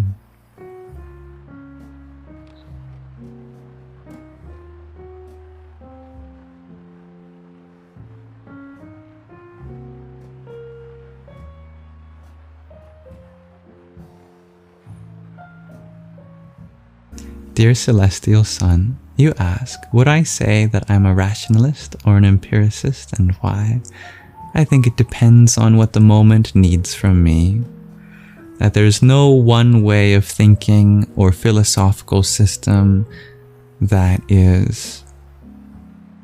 holds true for every moment, but that in each moment we can draw, based on the context, an idea or perspective that makes the most sense.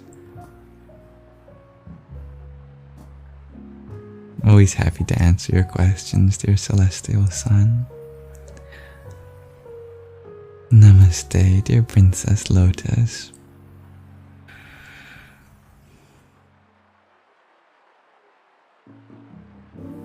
Yeah, there's a lot of spiritual experiences in people's lives who've experienced trauma, as it allows us to connect deeper with our inner self, especially when our outer self is experiencing something so upsetting.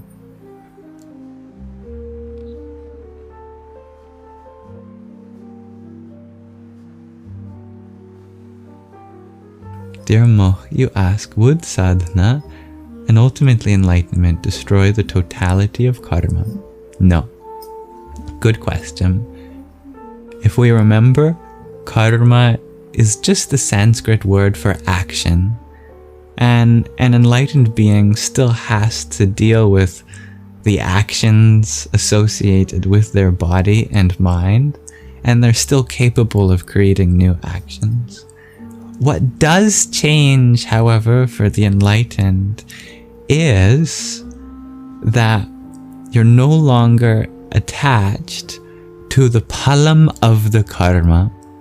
And the phalam is the word that most people are referring to that most people want to say when they say karma. Karma means action, phalam means fruit or result of the action. So what happens in the process of spiritual enlightenment is that the fruit of the action becomes something that doesn't bother the enlightened anymore. They are free from being attached to any particular outcome, that in a negative outcome they are unattached, and in a positive outcome they don't take that for granted. There's accountability and humility, and it's not a black or white thing. Like before we're enlightened, we don't experience this, and then after we do. It's a gradual process through sadhana, through our spiritual practice. You would love a yam mala, shares Jackie. Made up of yams?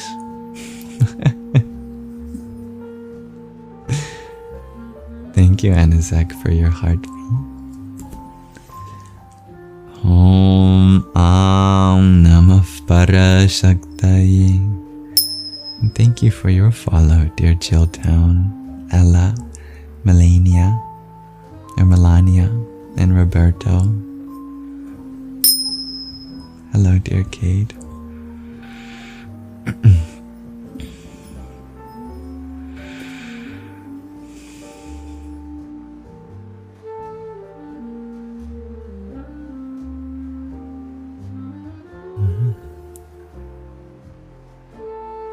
Dear Debbie, you ask, what teachings am I channeling? I don't feel like I'm channeling anything in specific per se, just what I feel is right in this moment.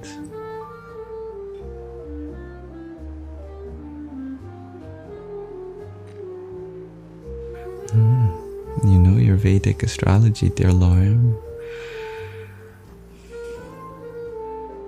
Dear Apex, you ask, does some natural herbal tea have caffeine?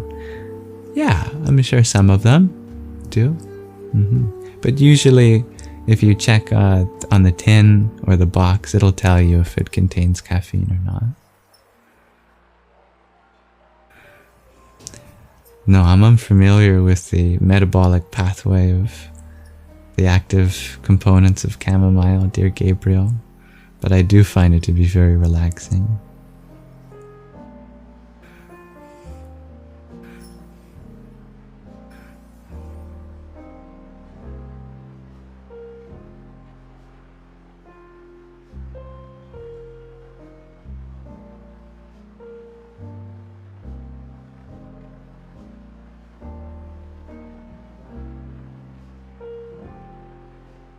Yeah, rich and poor are equal in this Saṅgha, absolutely.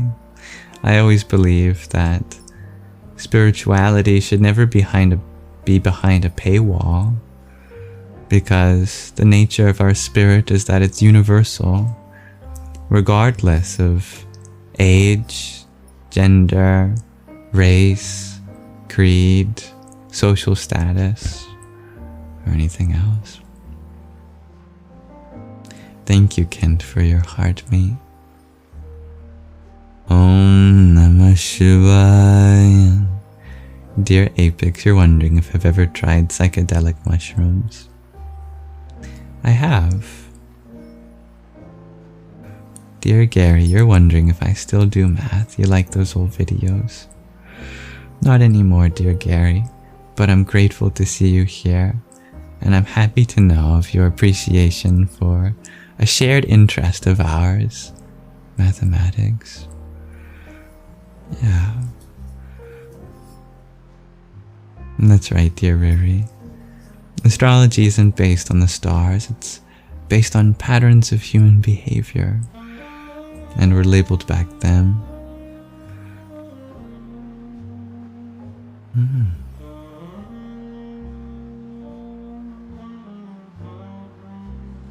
Do I still do music? Asks Apex.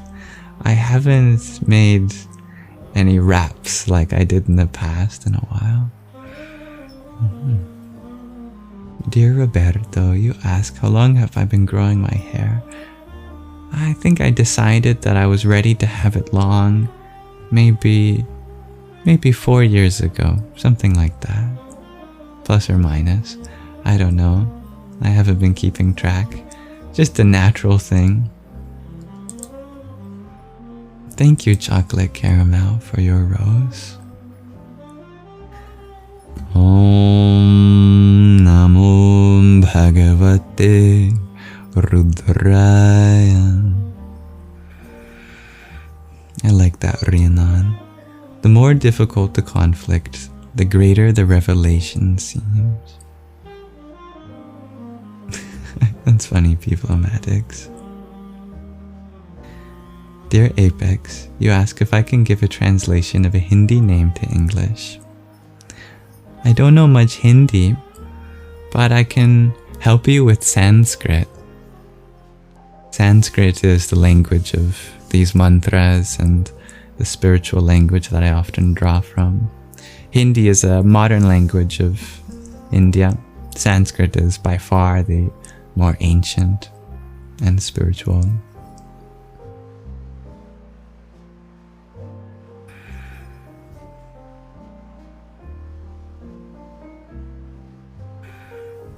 Not sure, you ask. Do I believe in reincarnation and why? I don't believe in anything specific, but there are perspectives that are very valuable, and I see the value in how life continues. Even though the body may return to the earth, the impressions we make on others in a more spiritual sense remain, and those impressions continue to live on and propagate and interact in the consciousness of this world, and perhaps find a new body to express themselves through. Dear MJ, you ask, am I no longer attached generally? Oh, I still have many attachments, believe me. And I'm so grateful for how far I've come in terms of letting go, but I have a long way to go still. And I'm grateful for that journey. Dear Dean, you ask, when we say spiritually enlightened, what do we mean exactly? Yeah, it is a word or a term that needs a good definition. I like the answer that Memetics provides, an absence of dukkha, which is the Sanskrit word for suffering. And this is not suffering of the body, because the body is going to experience pain. No matter who we are, as the Buddha taught, we all experience old age, disease, and death. But we do have an ability to make our mind peaceful. And ultimately, that is going to transcend the lack of peace we might experience at the level of the body or the world. And so enlightenment is the process of cultivating a peaceful relationship to your mind.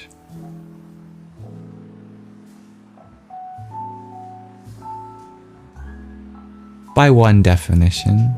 That's by far not the only definition. And I'd be open to discuss alternatives. Hello, dear Valerie. Dear Bree, you would love if I could talk about emotionally detaching from a specific person. You can't do that. No one has the power to do that. You can try to repress your feelings for that person, but they'll just come up again. What you can do, however, because hope isn't lost, is find an alternative solution. Because emotional detachment is not the problem. It's an attempt at a solution to a deeper problem.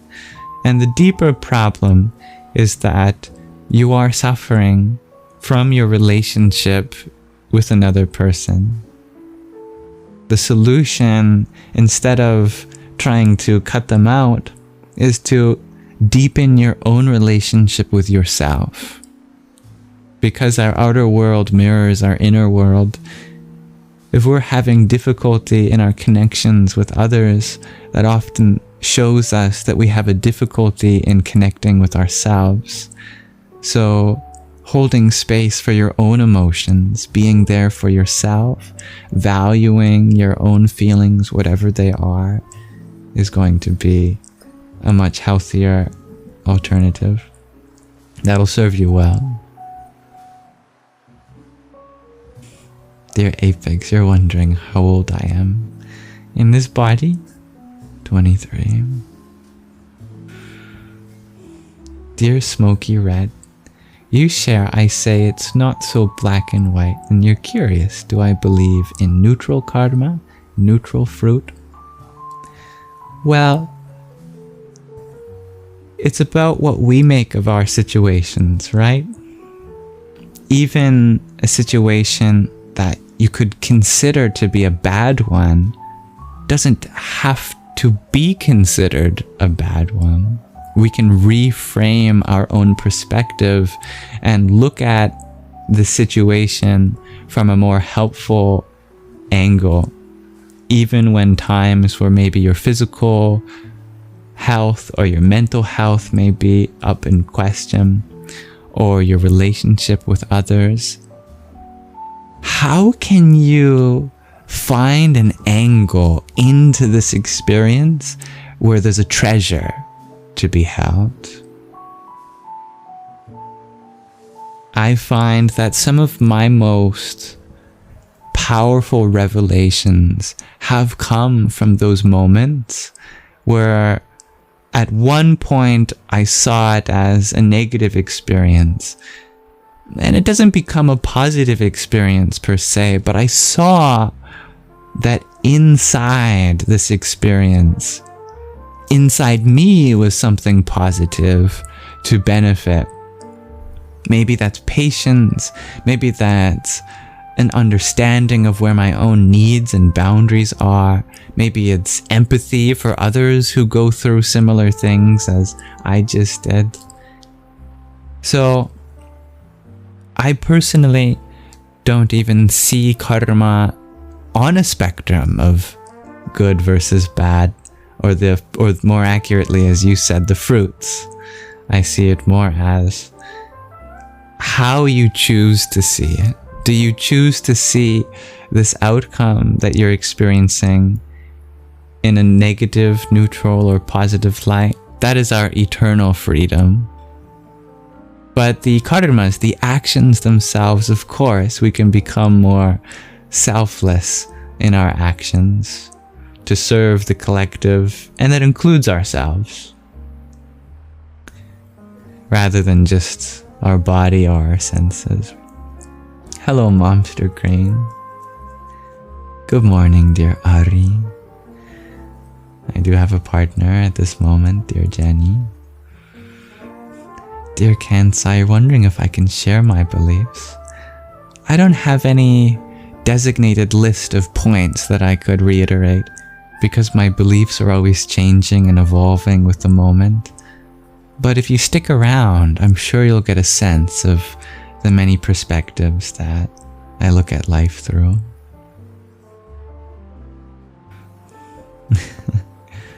I think it would be nice if us as Sanghis could meet each other, dear Mo, physically.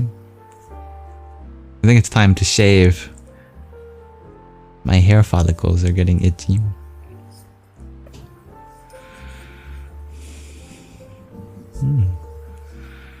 There's truth in everything, dear Gabriel. I'm happy that you found value in mathematics, dear Apex. Dear Zeke. Or it's maybe Zeke.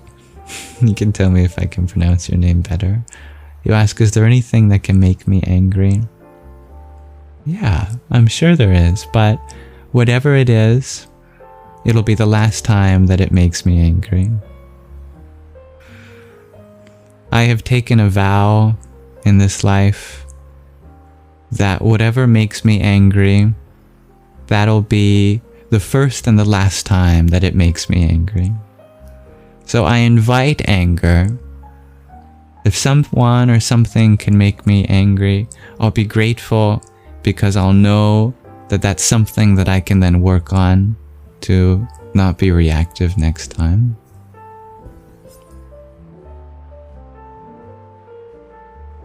So, dear Apex, the name that you'd like to deconstruct is Devendra. What does it mean?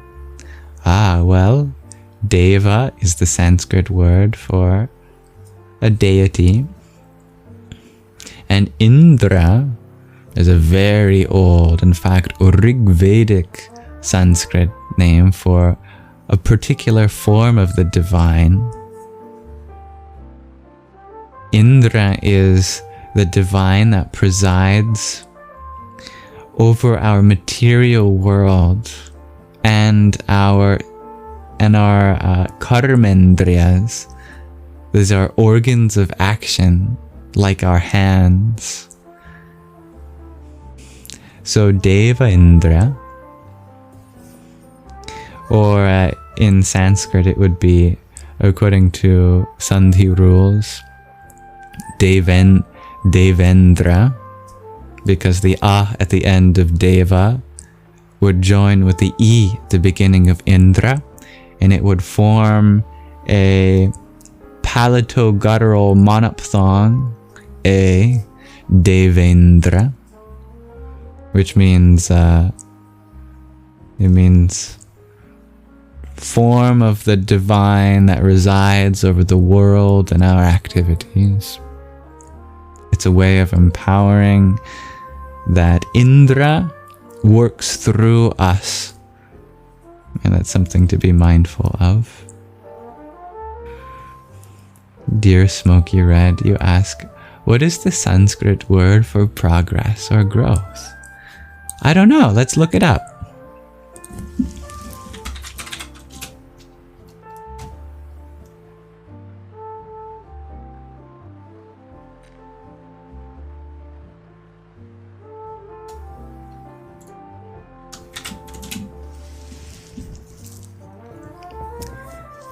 The Sanskrit word for progress or growth is vriddhi. It conveys a sense of increase, development, and expansion. That's V, and then the vocalic R, double D-H-I, vriddhi. Another word you could use, especially for spiritual or personal growth, is abhyudaya. That's A-B-H-Y-U-D-A-Y-A. Abhyudaya, which means prosperity, elevation, or rising up. I asked ChatGPT for that, which has been trained extensively on Sanskrit texts because the bulk of the world's philosophical literature actually exists in Sanskrit. And because OpenAI is trying to push the boundaries on computational philosophy as one of its goals for its large language models, like ChatGPT, it has an extensive database on Sanskrit terms, so I'd really recommend learning Sanskrit through that if you can take advantage of it. Thank you, Shakira, for your heart me. Hello. And your tiny, tiny.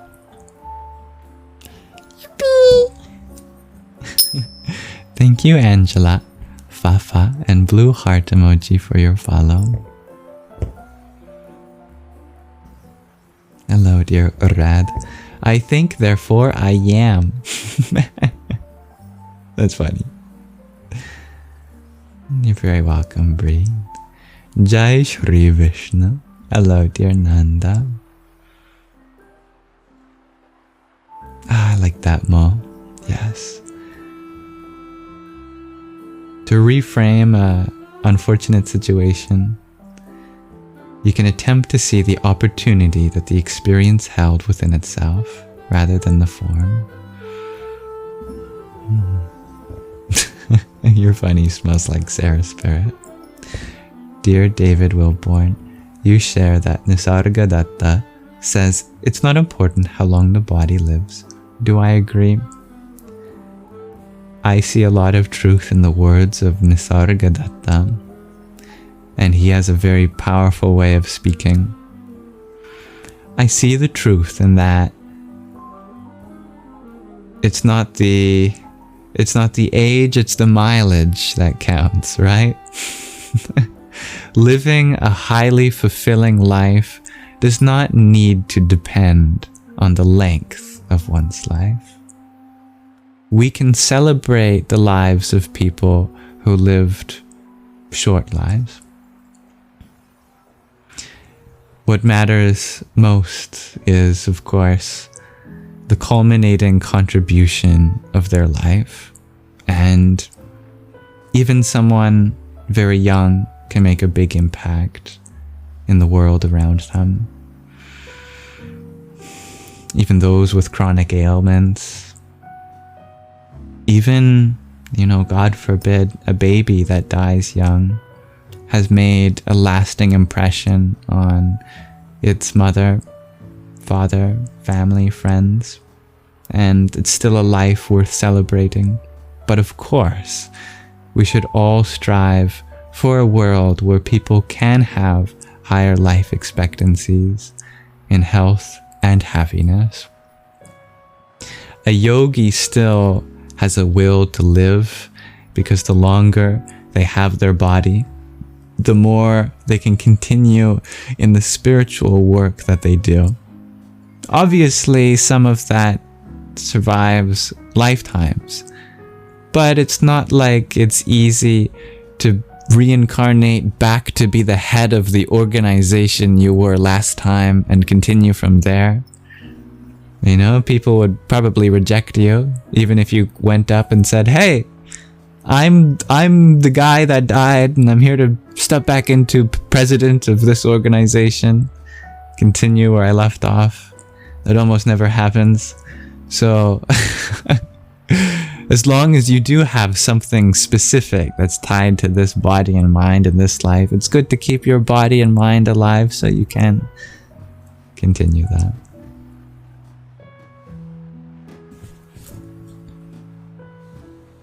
I like that maxim, dear Apex. The good you do stays with you, and the bad you do comes back to you. I see the value in that. My response made you smile wide, dear Smoky Red. Oh, I'm grateful to hear that. Goodbye, dear Lilimor. Thank you for wishing everyone a good day, and may you have very purposeful and meaningful work. Thank you. Hello, dear Huge Infexus. Welcome.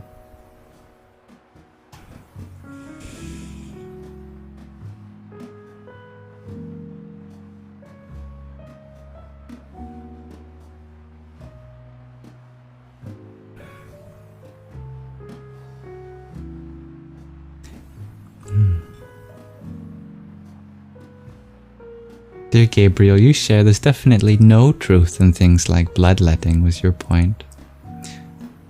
I understand that point. I agree bloodletting is not particularly helpful, according to modern science.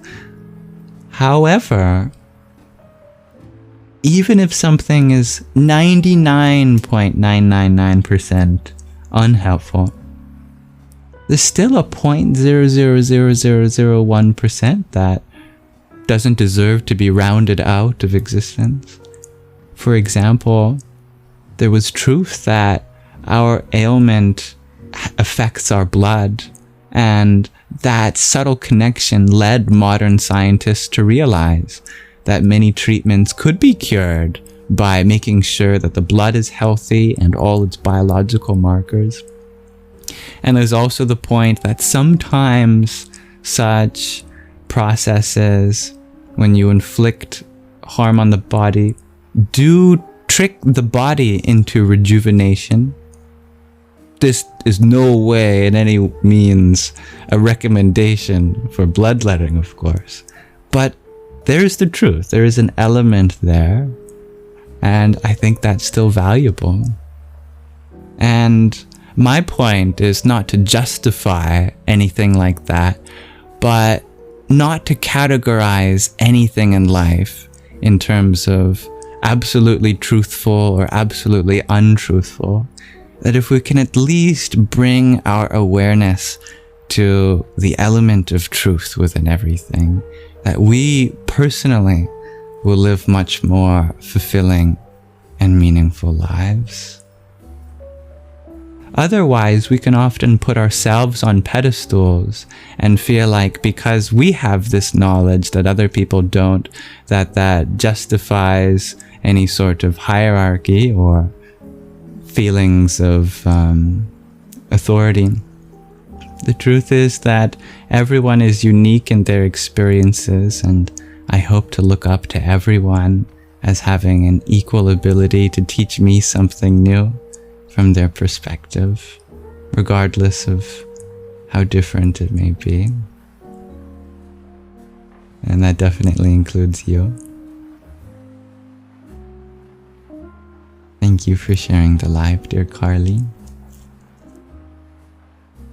Dear Mirna, you're asking about G. I would like for her privacy to be respected, so I'm not going to divulge of that sort of thing. Dear the present, do you have any advice, or you ask for any advice for a broken heart, trying to help a friend overcome? Let their heart break. Yeah, the breaking of a heart is not the wound, it's the healing. Because it's not breaking down, it's breaking open. That here is another layer on our heart dropping away, and what will be left if you offer space, in understanding, acceptance, will be a much more tender and vulnerable heart. So just be there for them in terms of unbiased, non-judgmental presence.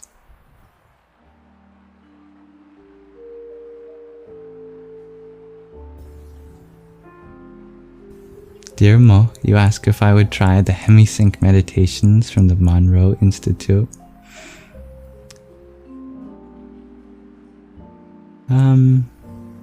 Maybe. Why do you ask, dear Mo?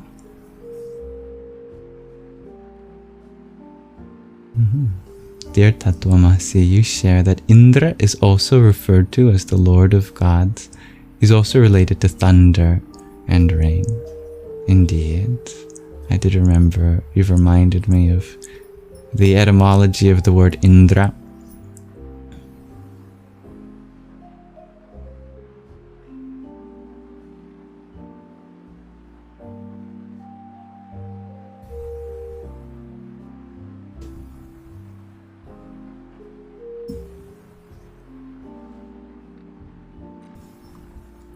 Dear Summer, you don't have to apologize.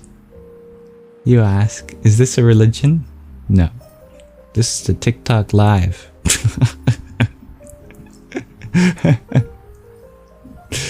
Dear Riri, you ask, what is the difference between love and attachment? Love is selfless. True love is never about what you get. An attachment can be selfish. It can also be selfless. There are such things as selfless attachments, but we generally refer to attachments in the selfish sense. But an attachment means that there's also, you're setting yourself up to suffer. Because in absence of what you're attached to, you will suffer. If you're attached to a person's presence and then they're absent, then you will suffer. But true love places no expectations. True love means that I love your presence, but I know that I don't need it to be happy. Love means that you're grateful for what you get and never assume that you'll get anything more.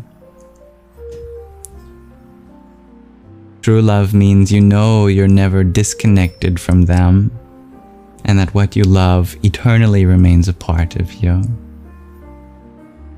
Maybe that answers your question.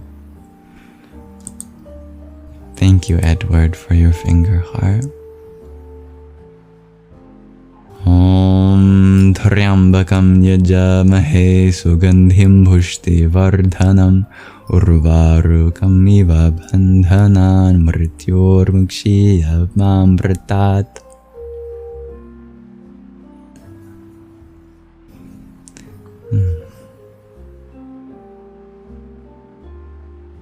Dear user 178, you ask, is Yam my given birth name? Almost. My full given birth name just has one more letter, and that's Liam. Lyam. Dear Apex, you ask, how do you deal with anger in the moment that you're angry? Not easily. Because it requires being mindful of what I'm about to tell you. And that's to delay your reaction. Think about all the other times you were angry and that it didn't go well for you or for the other person. That it didn't solve your problems at all, it only gave you more problems. Think about what this moment truly needs in order to get better. And almost always, it's something other than anger. It's probably a deep breath, patience, constructive vocabulary, an expression of how you're feeling, an openness to hear the other person out, a deep exhale, maybe walking away. The hardest part is just remembering that, because anger clouds our judgment. But if we can keep that in mind and remember these truths, we create space between ourselves and the emotion doesn't take hold of us as before. And that's beautiful, Tattvamasi. I didn't know that a rainbow is also called Indrani too, meaning coming from Indra. I like that. So Apex, you ask, does Devendra have any relations to storms? Yeah, absolutely. Since Indra is the god of weather, and specifically storms, especially.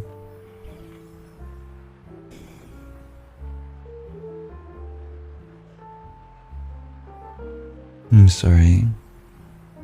I'm not sure where our common ground can be found, dear Alana. I'm not sure the context in which you joined, but I'm happy to hear you out, and we can certainly explore where our experiences overlap. I'm grateful for your presence here and for sharing something important to you. Dear Jenny, you ask, do I have a partner? At this moment, I'm very grateful to say I do.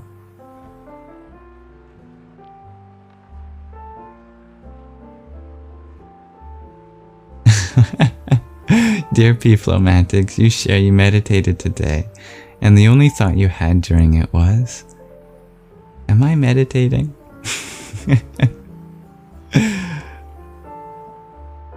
It's very funny.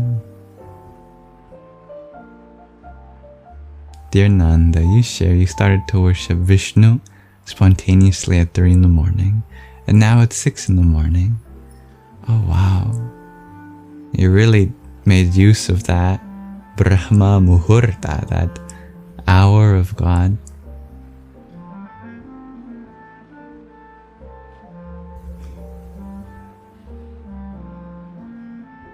No, I haven't heard of that, dear Montana. Dear Riri, you ask, what are the cases where a child proclaims to be someone and it seems they were right? Well, it's our personal choice to see the truth in that.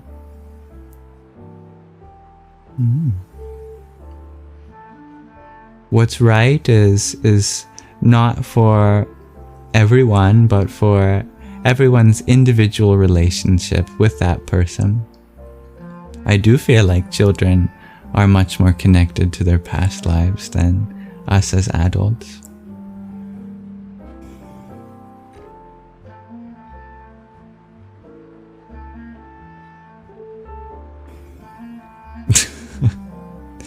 Dear Apex, you ask, is it weird that psychedelics makes you more spiritual, and why is that? Well, it's not weird at all. But to be clear, no substance makes a person more spiritual, but it can be an instrument that channels the spirituality that's already present within them. It's like a key that can open something dormant. It's always there, and it can be opened in other ways. There are many other ways to open a person's mind or heart, but that can be one of those ways. It can be a very intense way, one that requires a lot of care. They are an amplification of our senses, and that includes our inner senses too. This means that the truths of our experience may become a lot more obvious, but along with that, we can start to unbox a lot of fears and traumas that can also be overwhelming too. So it's good to be mindful of both the positive effect that these substances may have, and how there's a need to be careful with them to ensure that positive effect. And be mindful of alternatives, safer alternatives. Hello, dear Savlin. You may have been absent in our live stream, but I've been praying for you every day.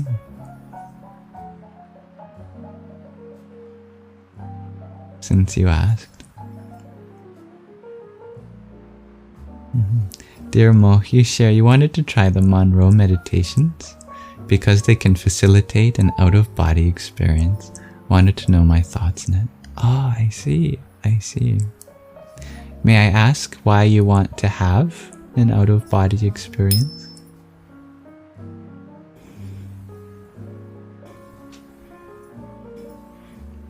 Thank you for your appreciation of my view on love, dear Glennie. Ah, yes, you did notice. You recognized the cucumber mantra, dear Mo. Dear Jenny, you ask, am I always so calm and collect? No. When I was younger, I was much less calm or collected. I had a lot of trauma that I've healed from and worked through, and a lot of supportive people that kept believing in me.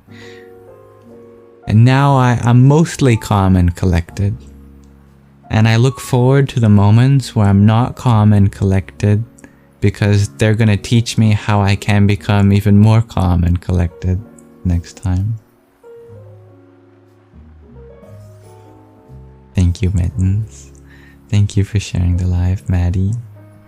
Hello, Awoken. And thank you for the follow, Crystal Cat.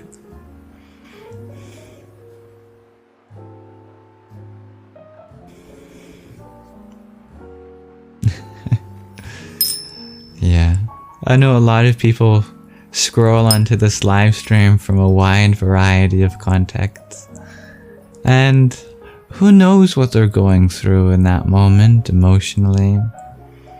I try not to take it personally if something in the space triggers them, and if I can make the space more inclusive for anyone next time, I'm always on a mission to succeed at that. Hello, Dansuela. Apex, you ask if the name Devendra is a bad omen with anger management because of its relation to storms and chaos. I understand where that interpretation could come from. Perhaps, indeed. You could also interpret the storm aspect as having an unconquerable spirit that they, just like weather, can change the landscape dramatically. That's perhaps someone with the name Devendra can change their environment because there's a power, there's a force in them, just like Indra. I've never heard of that, dear RT. A Trustafarian. That's interesting. I love the culture of the Rastafarians. And I love trust, but I don't know what the relation between those two in that portmanteau is.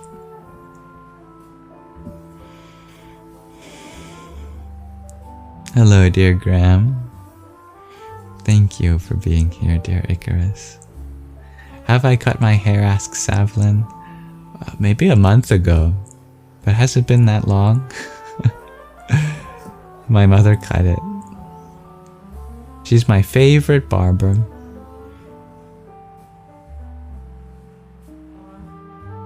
Now my phone is going off. Let me turn the alarm off and let me end the live stream shortly.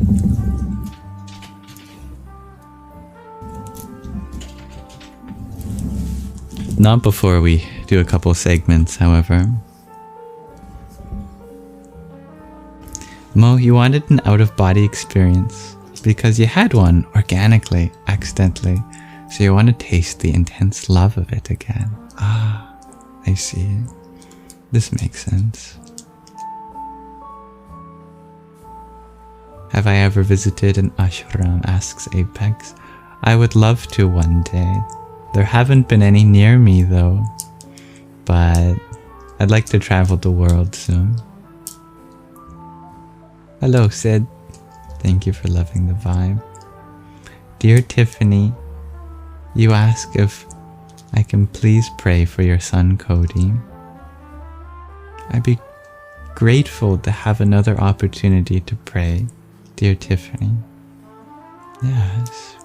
Is there anything in particular for your son Cody that you would like me to pray for? Thank you, Gabriella, for the heart me you sent. Om Kring Kali Kai Namah. Can I do a haven? What's that, dear Apex? Thank you, those who let me know my camera was vibrating. Dear Tatwamasi, you ask, is anger tamasic or rajasic? Or are you not correct to relate it that way? You can certainly apply the guna model to our emotions. Anger is considered tamasic according to the Bhagavad Gita. It is explicitly mentioned. Because it said that everything that clouds our judgment, clouds our buddhi, is tamasic. And anger is specifically one of those things that clouds our judgment. Just like smoke covers fire. I do have a younger sibling, dear Janine.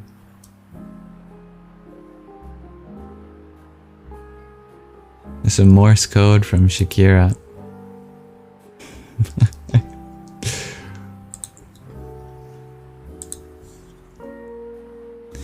Let me convert your Morse code. Never mind, it's not Morse code, it's some Unicode art that didn't render. It looked like a bunch of little dudes with either cute ears or raised arms. Dear Sadie, you ask, have I seen the Love Guru? Today I can tell you, Marishka Hargate. By your recommendation, I did watch the Love Guru last night, and it was ridiculously funny.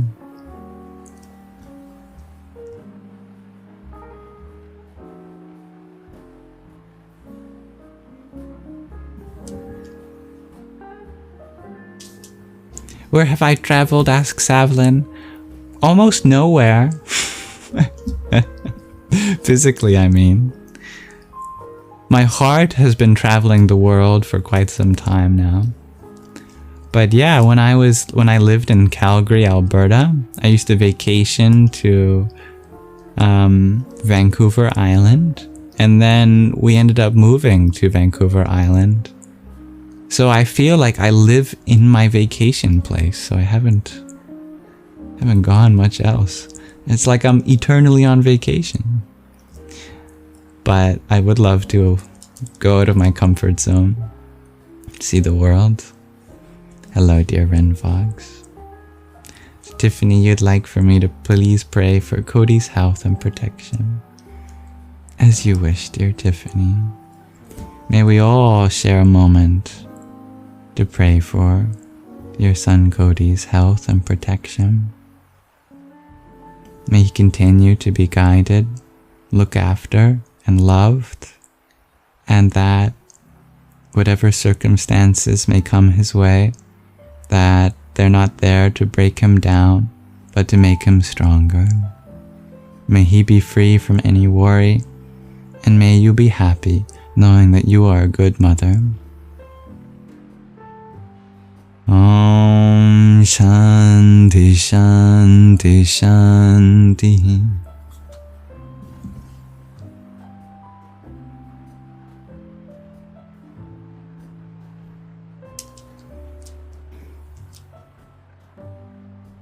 Tatvamasi, you feel the effect of anger less when you have a light tummy.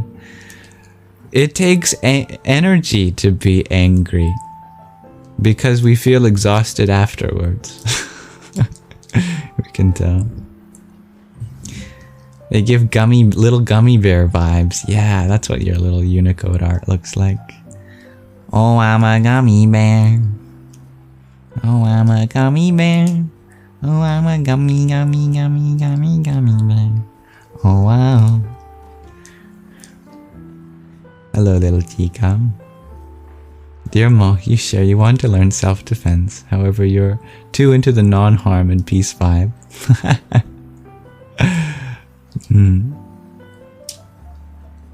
Perhaps you could channel your intention of a physical discipline into something like yoga, like traditional Hatha yoga. That gets very intense.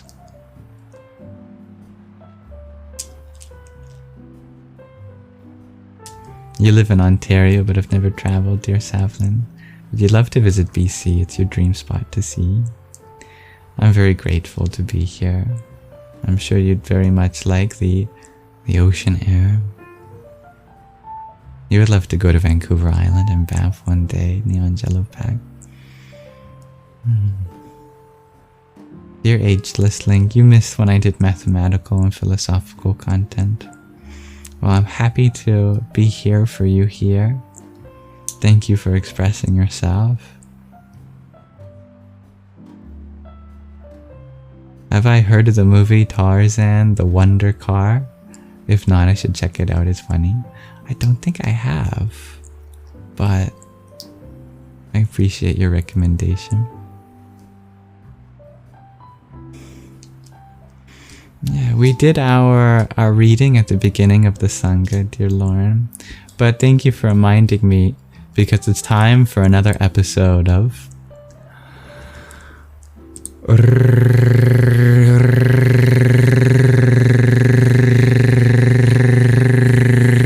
Ruminations, where we listen to the beautiful poetry of the Sufi mystic Rumi.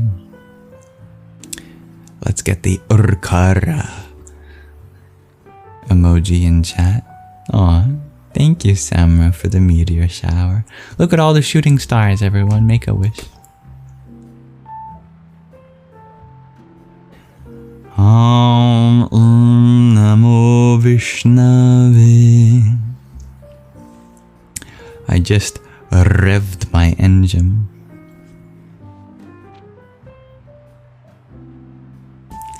Now let's continue reading where we left off, shall we?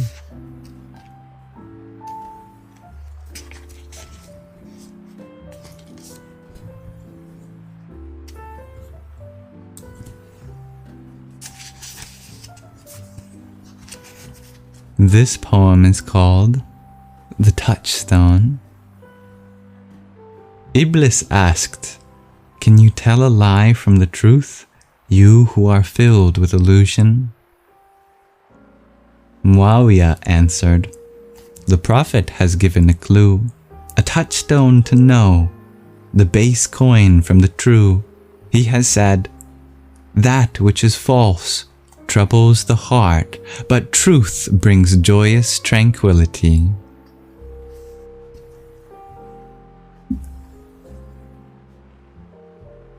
How beautiful. The touchstone. So good, I'll read that part twice. That which is false troubles the heart, but truth brings joyous tranquility. Let's read another poem, shall we? This one's called The Glow. Everyone who delights in some act of devotion can't bear to miss it, even for a short while. That disappointment and grief are worth 100 prayers. What is a formal prayer compared to the glow of humble longing?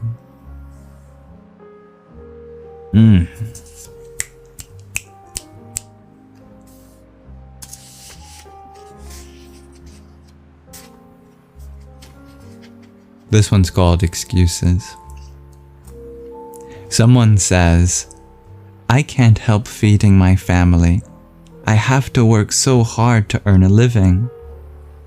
They can do without God, but not without food.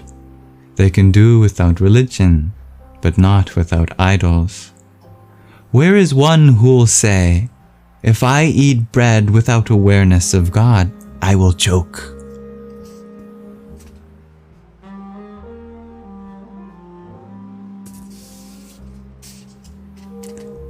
And finally, this poem is called The Armor of Selflessness. If you put on the armor of a warrior, yet are unable to defend yourself, you'll die. Make your soul a shield. Bear what God sends you. Put down the sword. Whoever is heedless saves their head. Or whoever is headless saves their head. The selfless cannot be struck. Those weapons are your selfish strategy, the defense that wounds your own soul.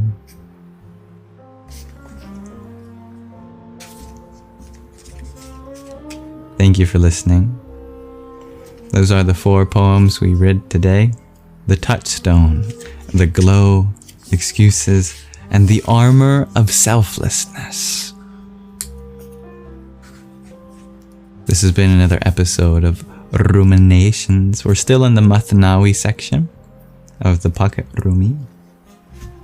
I invite any and all insights you may have had. But now we transition slowly. I'm going to land the plane over the next little bit to our Nididhyasana scene, the final portion of our Saṅgha.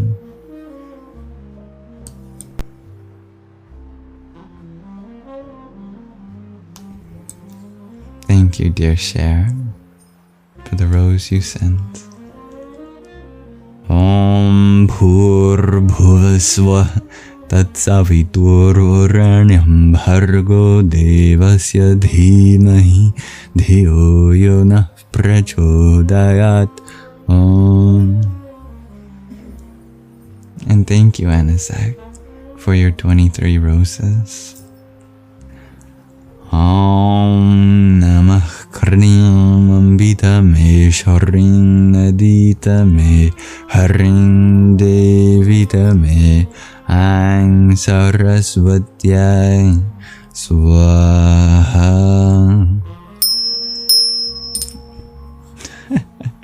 Welcome back, dear Talon. Glad to have such a storyteller like you here.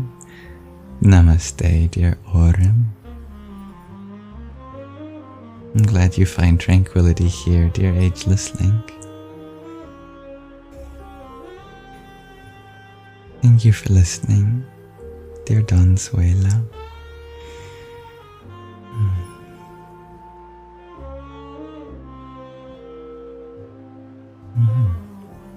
I'm glad you find peacefulness here, dear Ageless Link. Good night, dear Janine.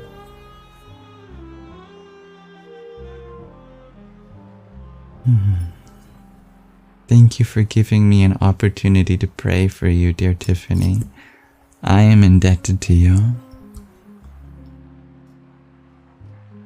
Dear Apex, you ask, do I play video games?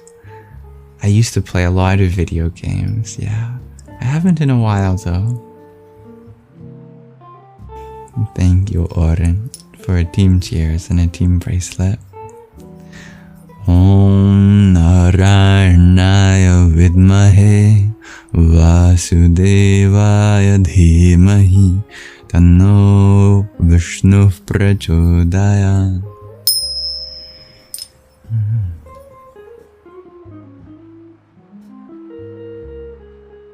Yeah, it's very wise of you, dear ageless Link. Thank you for seeing intelligence in me. There's a lot of pain that I've been grateful for in my past that has helped create space.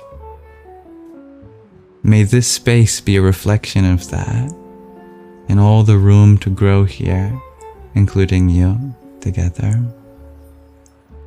But I am sorry if the impression I gave in my past videos was something that meant a lot to you, because I have changed as a person, grown physically. I'm actually an inch taller from the time I made those videos. Emotionally and spiritually, I've learned a lot of lessons, and I'd be happy to continue my journey with or without you.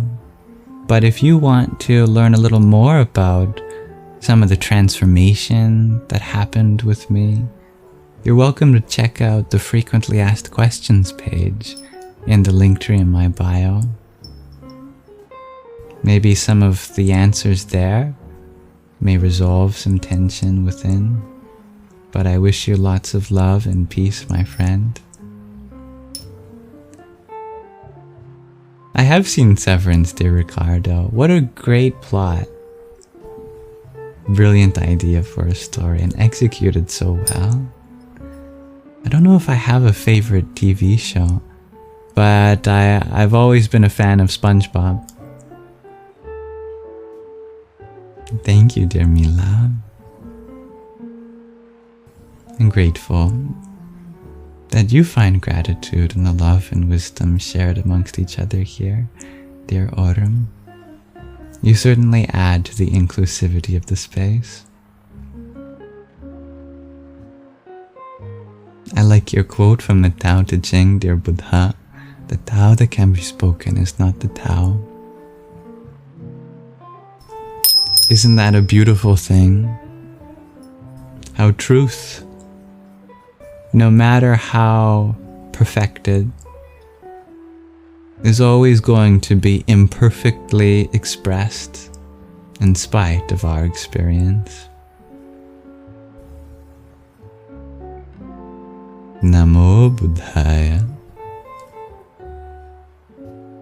Thank you for your follow, dear Vicky.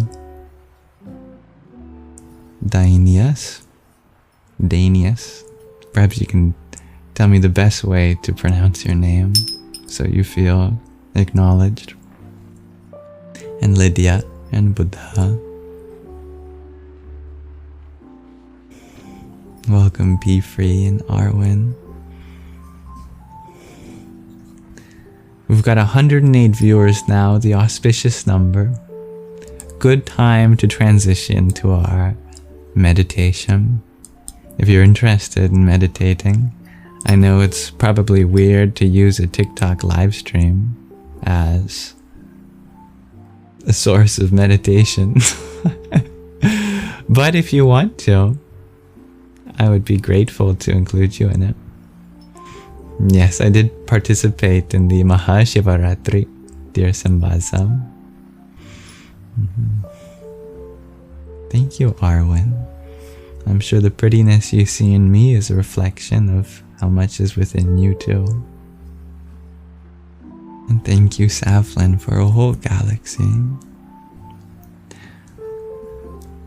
Om Bhairava Rudraya Maha Rudraya Kala Rudraya Kalpanta Rudraya Veera Rudraya Rudra Rudraya Ghora Rudraya Aghora Rudraya Martanda Rudraya Anda Rudraya Brahmanda Rudraya Chanda Rudraya Prachanda Rudraya Tanda Rudraya, Shura Rudraya, Vira Rudraya, Bhava Rudraya, Bhima Rudraya, Atala Rudraya, Vitala Rudraya, Sutala Rudraya, Mahatala Rudraya, Rasatala Rudraya, Talatala Rudraya, Patala Rudraya, Namo Namaha.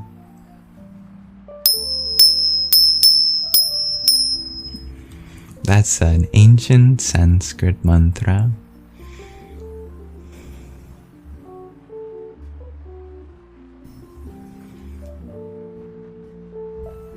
Dear Talon, you ask, do I think I've grown spiritually? Or how I've grown spiritually has allowed me to find a love connection? I think the ways in which I've grown spiritually has indeed helped me find love as expressed and experienced through another part of the spirit we all share. And yet that love becomes yet another source of spirituality for me. Now, if you're interested in spending a few moments with me, we're going to end our live stream with a meditation. Today we're going to do the world's most generic guided meditation, because sometimes that's exactly what you need. So, may we find a spot to sit, or lay, or even stand. Whatever your position is, may it be a comfortable and sturdy one, and barring medical conditions, keep your back straight, just like an antenna. Bring your awareness to your breath. The breath is always here with us in the present moment.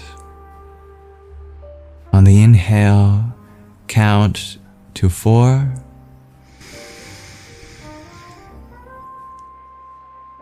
Hold for another 4. And release for 4.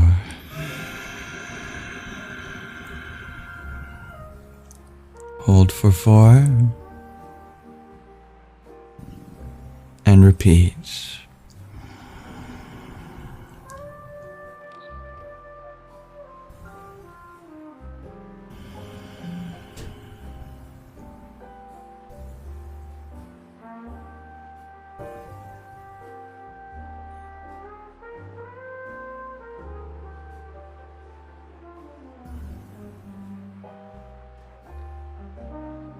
As you continue to do this box breathing, I want you to refine it so that it becomes more and more like a circle. In the beginning, it might be like a square with rigid demarcations of the exhale, inhale, and the 2 times that you hold between them. But make it more like a squircle, with rounded edges, smoothing the transitions between each side. Continue refining your breath like this.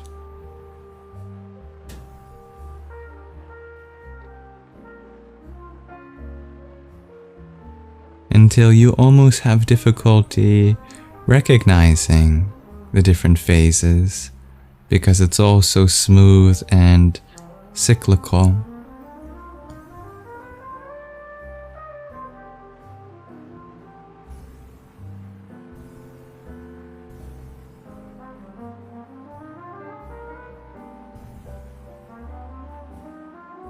Watch your breath turn like a wheel.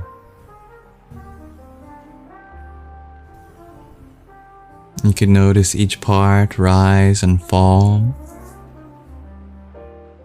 If you need to readjust, that's fine.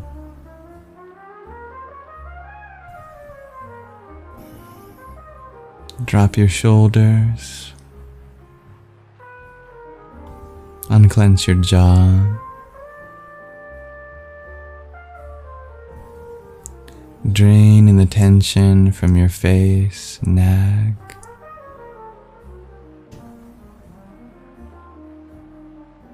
Keep a slight curl at the crease of your lips.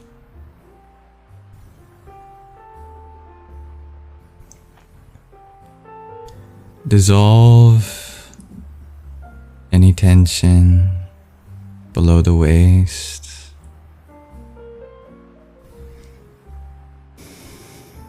If you want to say out loud with me or internally repeat after me, I allow excess energy to return to Mother Earth.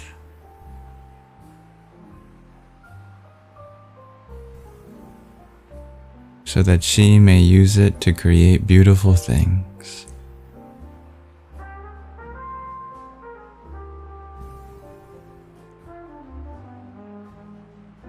I hold space for everyone in this world.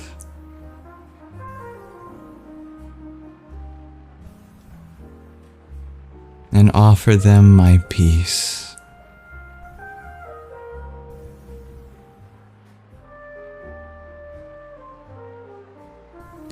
I draw from a source of peace so infinite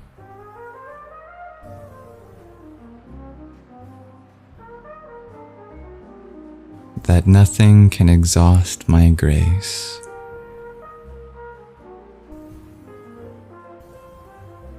Keep breathing.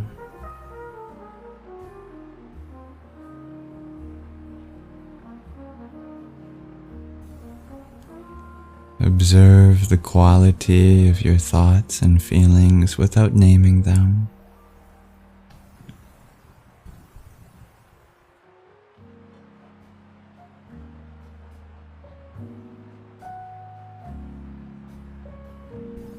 Just by watching, you wash over with your awareness as though you are ironing all of the wrinkles of your mind and inner field.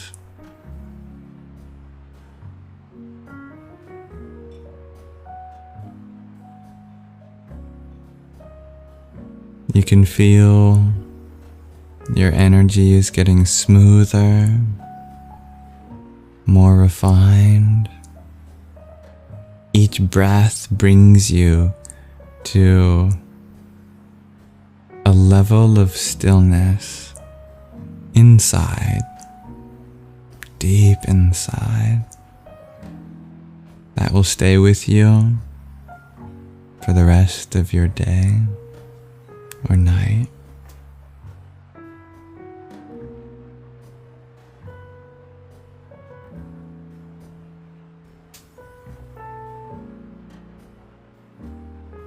Remember that everything that you're going through right now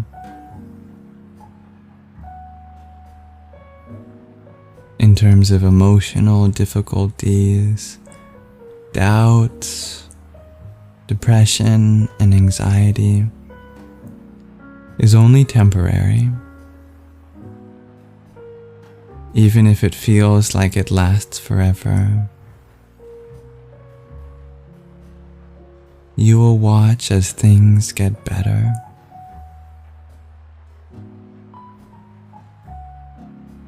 And I know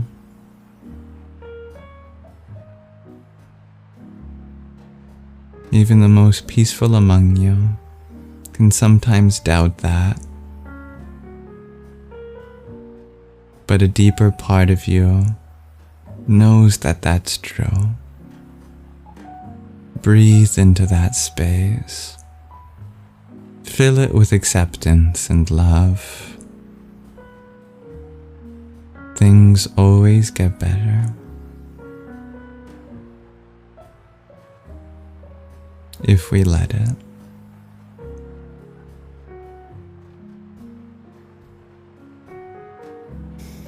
And take one more really deep breath with me.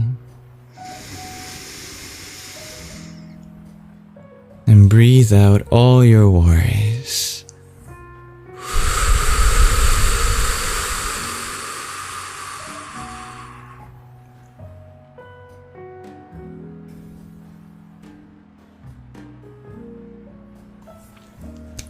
And if your eyes were closed, rub your hands together like you were going to light a fire.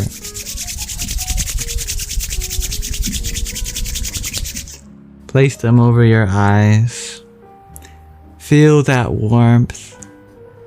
Do what you need to gently rub or blink.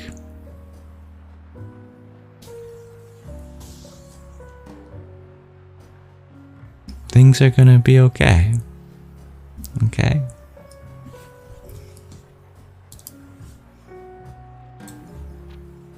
That concludes our meditation.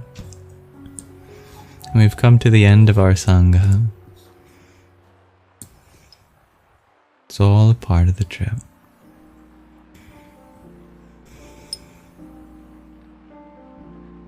Thank you, dear Shakira, for your rose.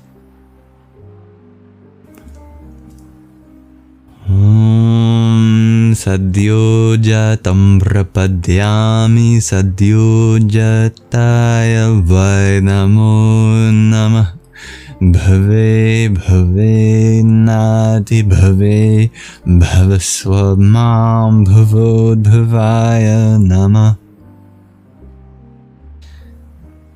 Thank you, John Tyler, for your trio of roses.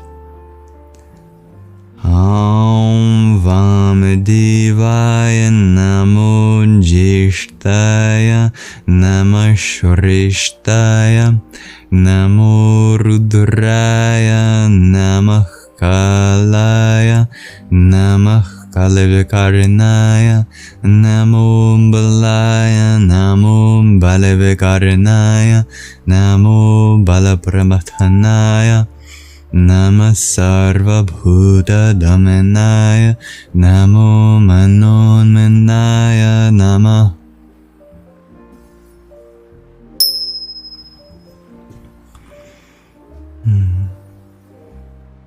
I'm glad that felt good for you, dear Undercover.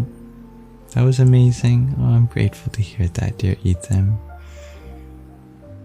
Thank you, dear Arwen. Dear Anasek, John Tyler, much love to you. You feel relaxed. Yeah. Chanting mantras for 30 minutes made you dizzy. Many different forms of meditation and different strokes for different folks. You have a beautiful night too, dear Neangelo Pack. Thank you for your follow, dear Ethan and Amanda. If anyone wants to come back next time, that might help you find your way. There's also the Discord server and a Telegram group chat. If you want to join those are social media icons at the top of the link tree in my bio. And also, let me remind you all, There's a new link in the link tree in my bio. It looks like that. It's a meme submission. Because I believe in not taking myself seriously. If you want to make some memes of me or each other or this community, or just general spiritually relevant memes to our Saṅgha, please check that out. I encourage creativity. The word for meme in Sanskrit is Hāsya Chitra. Also, if you want to reach out on TikTok, I don't respond to messages here, but I do on Instagram or WhatsApp or email or Telegram. Those are all linked in my link tree as well. It's also the YouTube channel where I upload these live streams, as well as the meditations and the readings, and now the meme showcase segments too. They're there for you. Everything I do always remains free. Thank you for your blessings, dear Tiffany.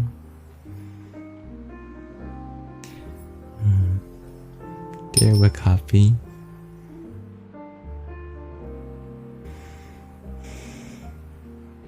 Thank you, dear Shakira, for adding to the safety of this space and what makes it so beloved. Have a good night, Neon Jello Pack. Thank you for adding to this beauty, dear Don Suela. Thank you, Dancing Aurora Borealis, for your swan. Om Aghorebhyo ta Ghorebhyo Aghora Ghore Tarebhya Sarvata Sarva Sarvebhyo Namaste Rudra Rupebhya. Good night, Anazag.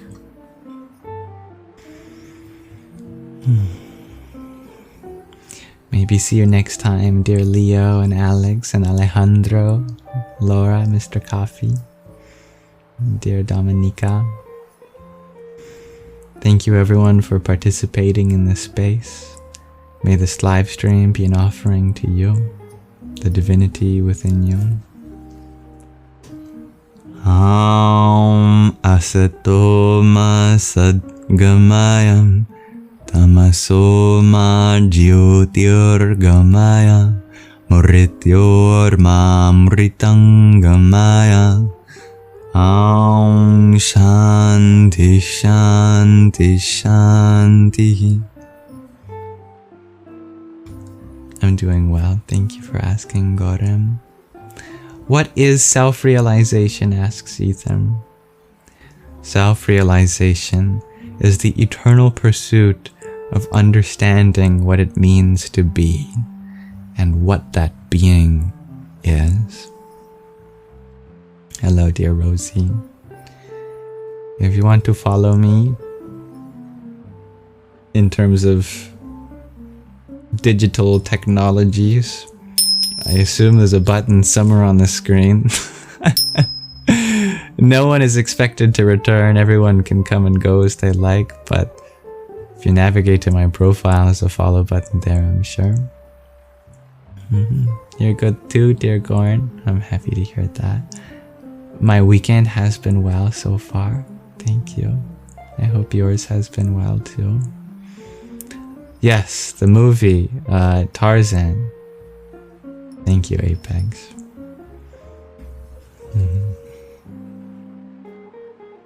May you all have a lovely rest of your morning, afternoon, evening, or night, whatever time it is for you.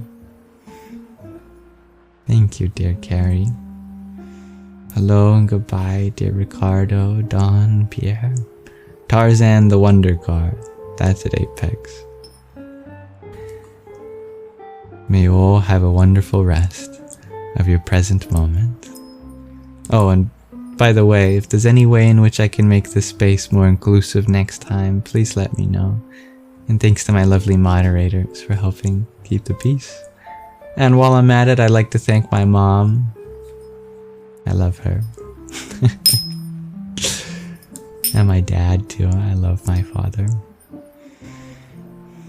And all my friends and family. Bye.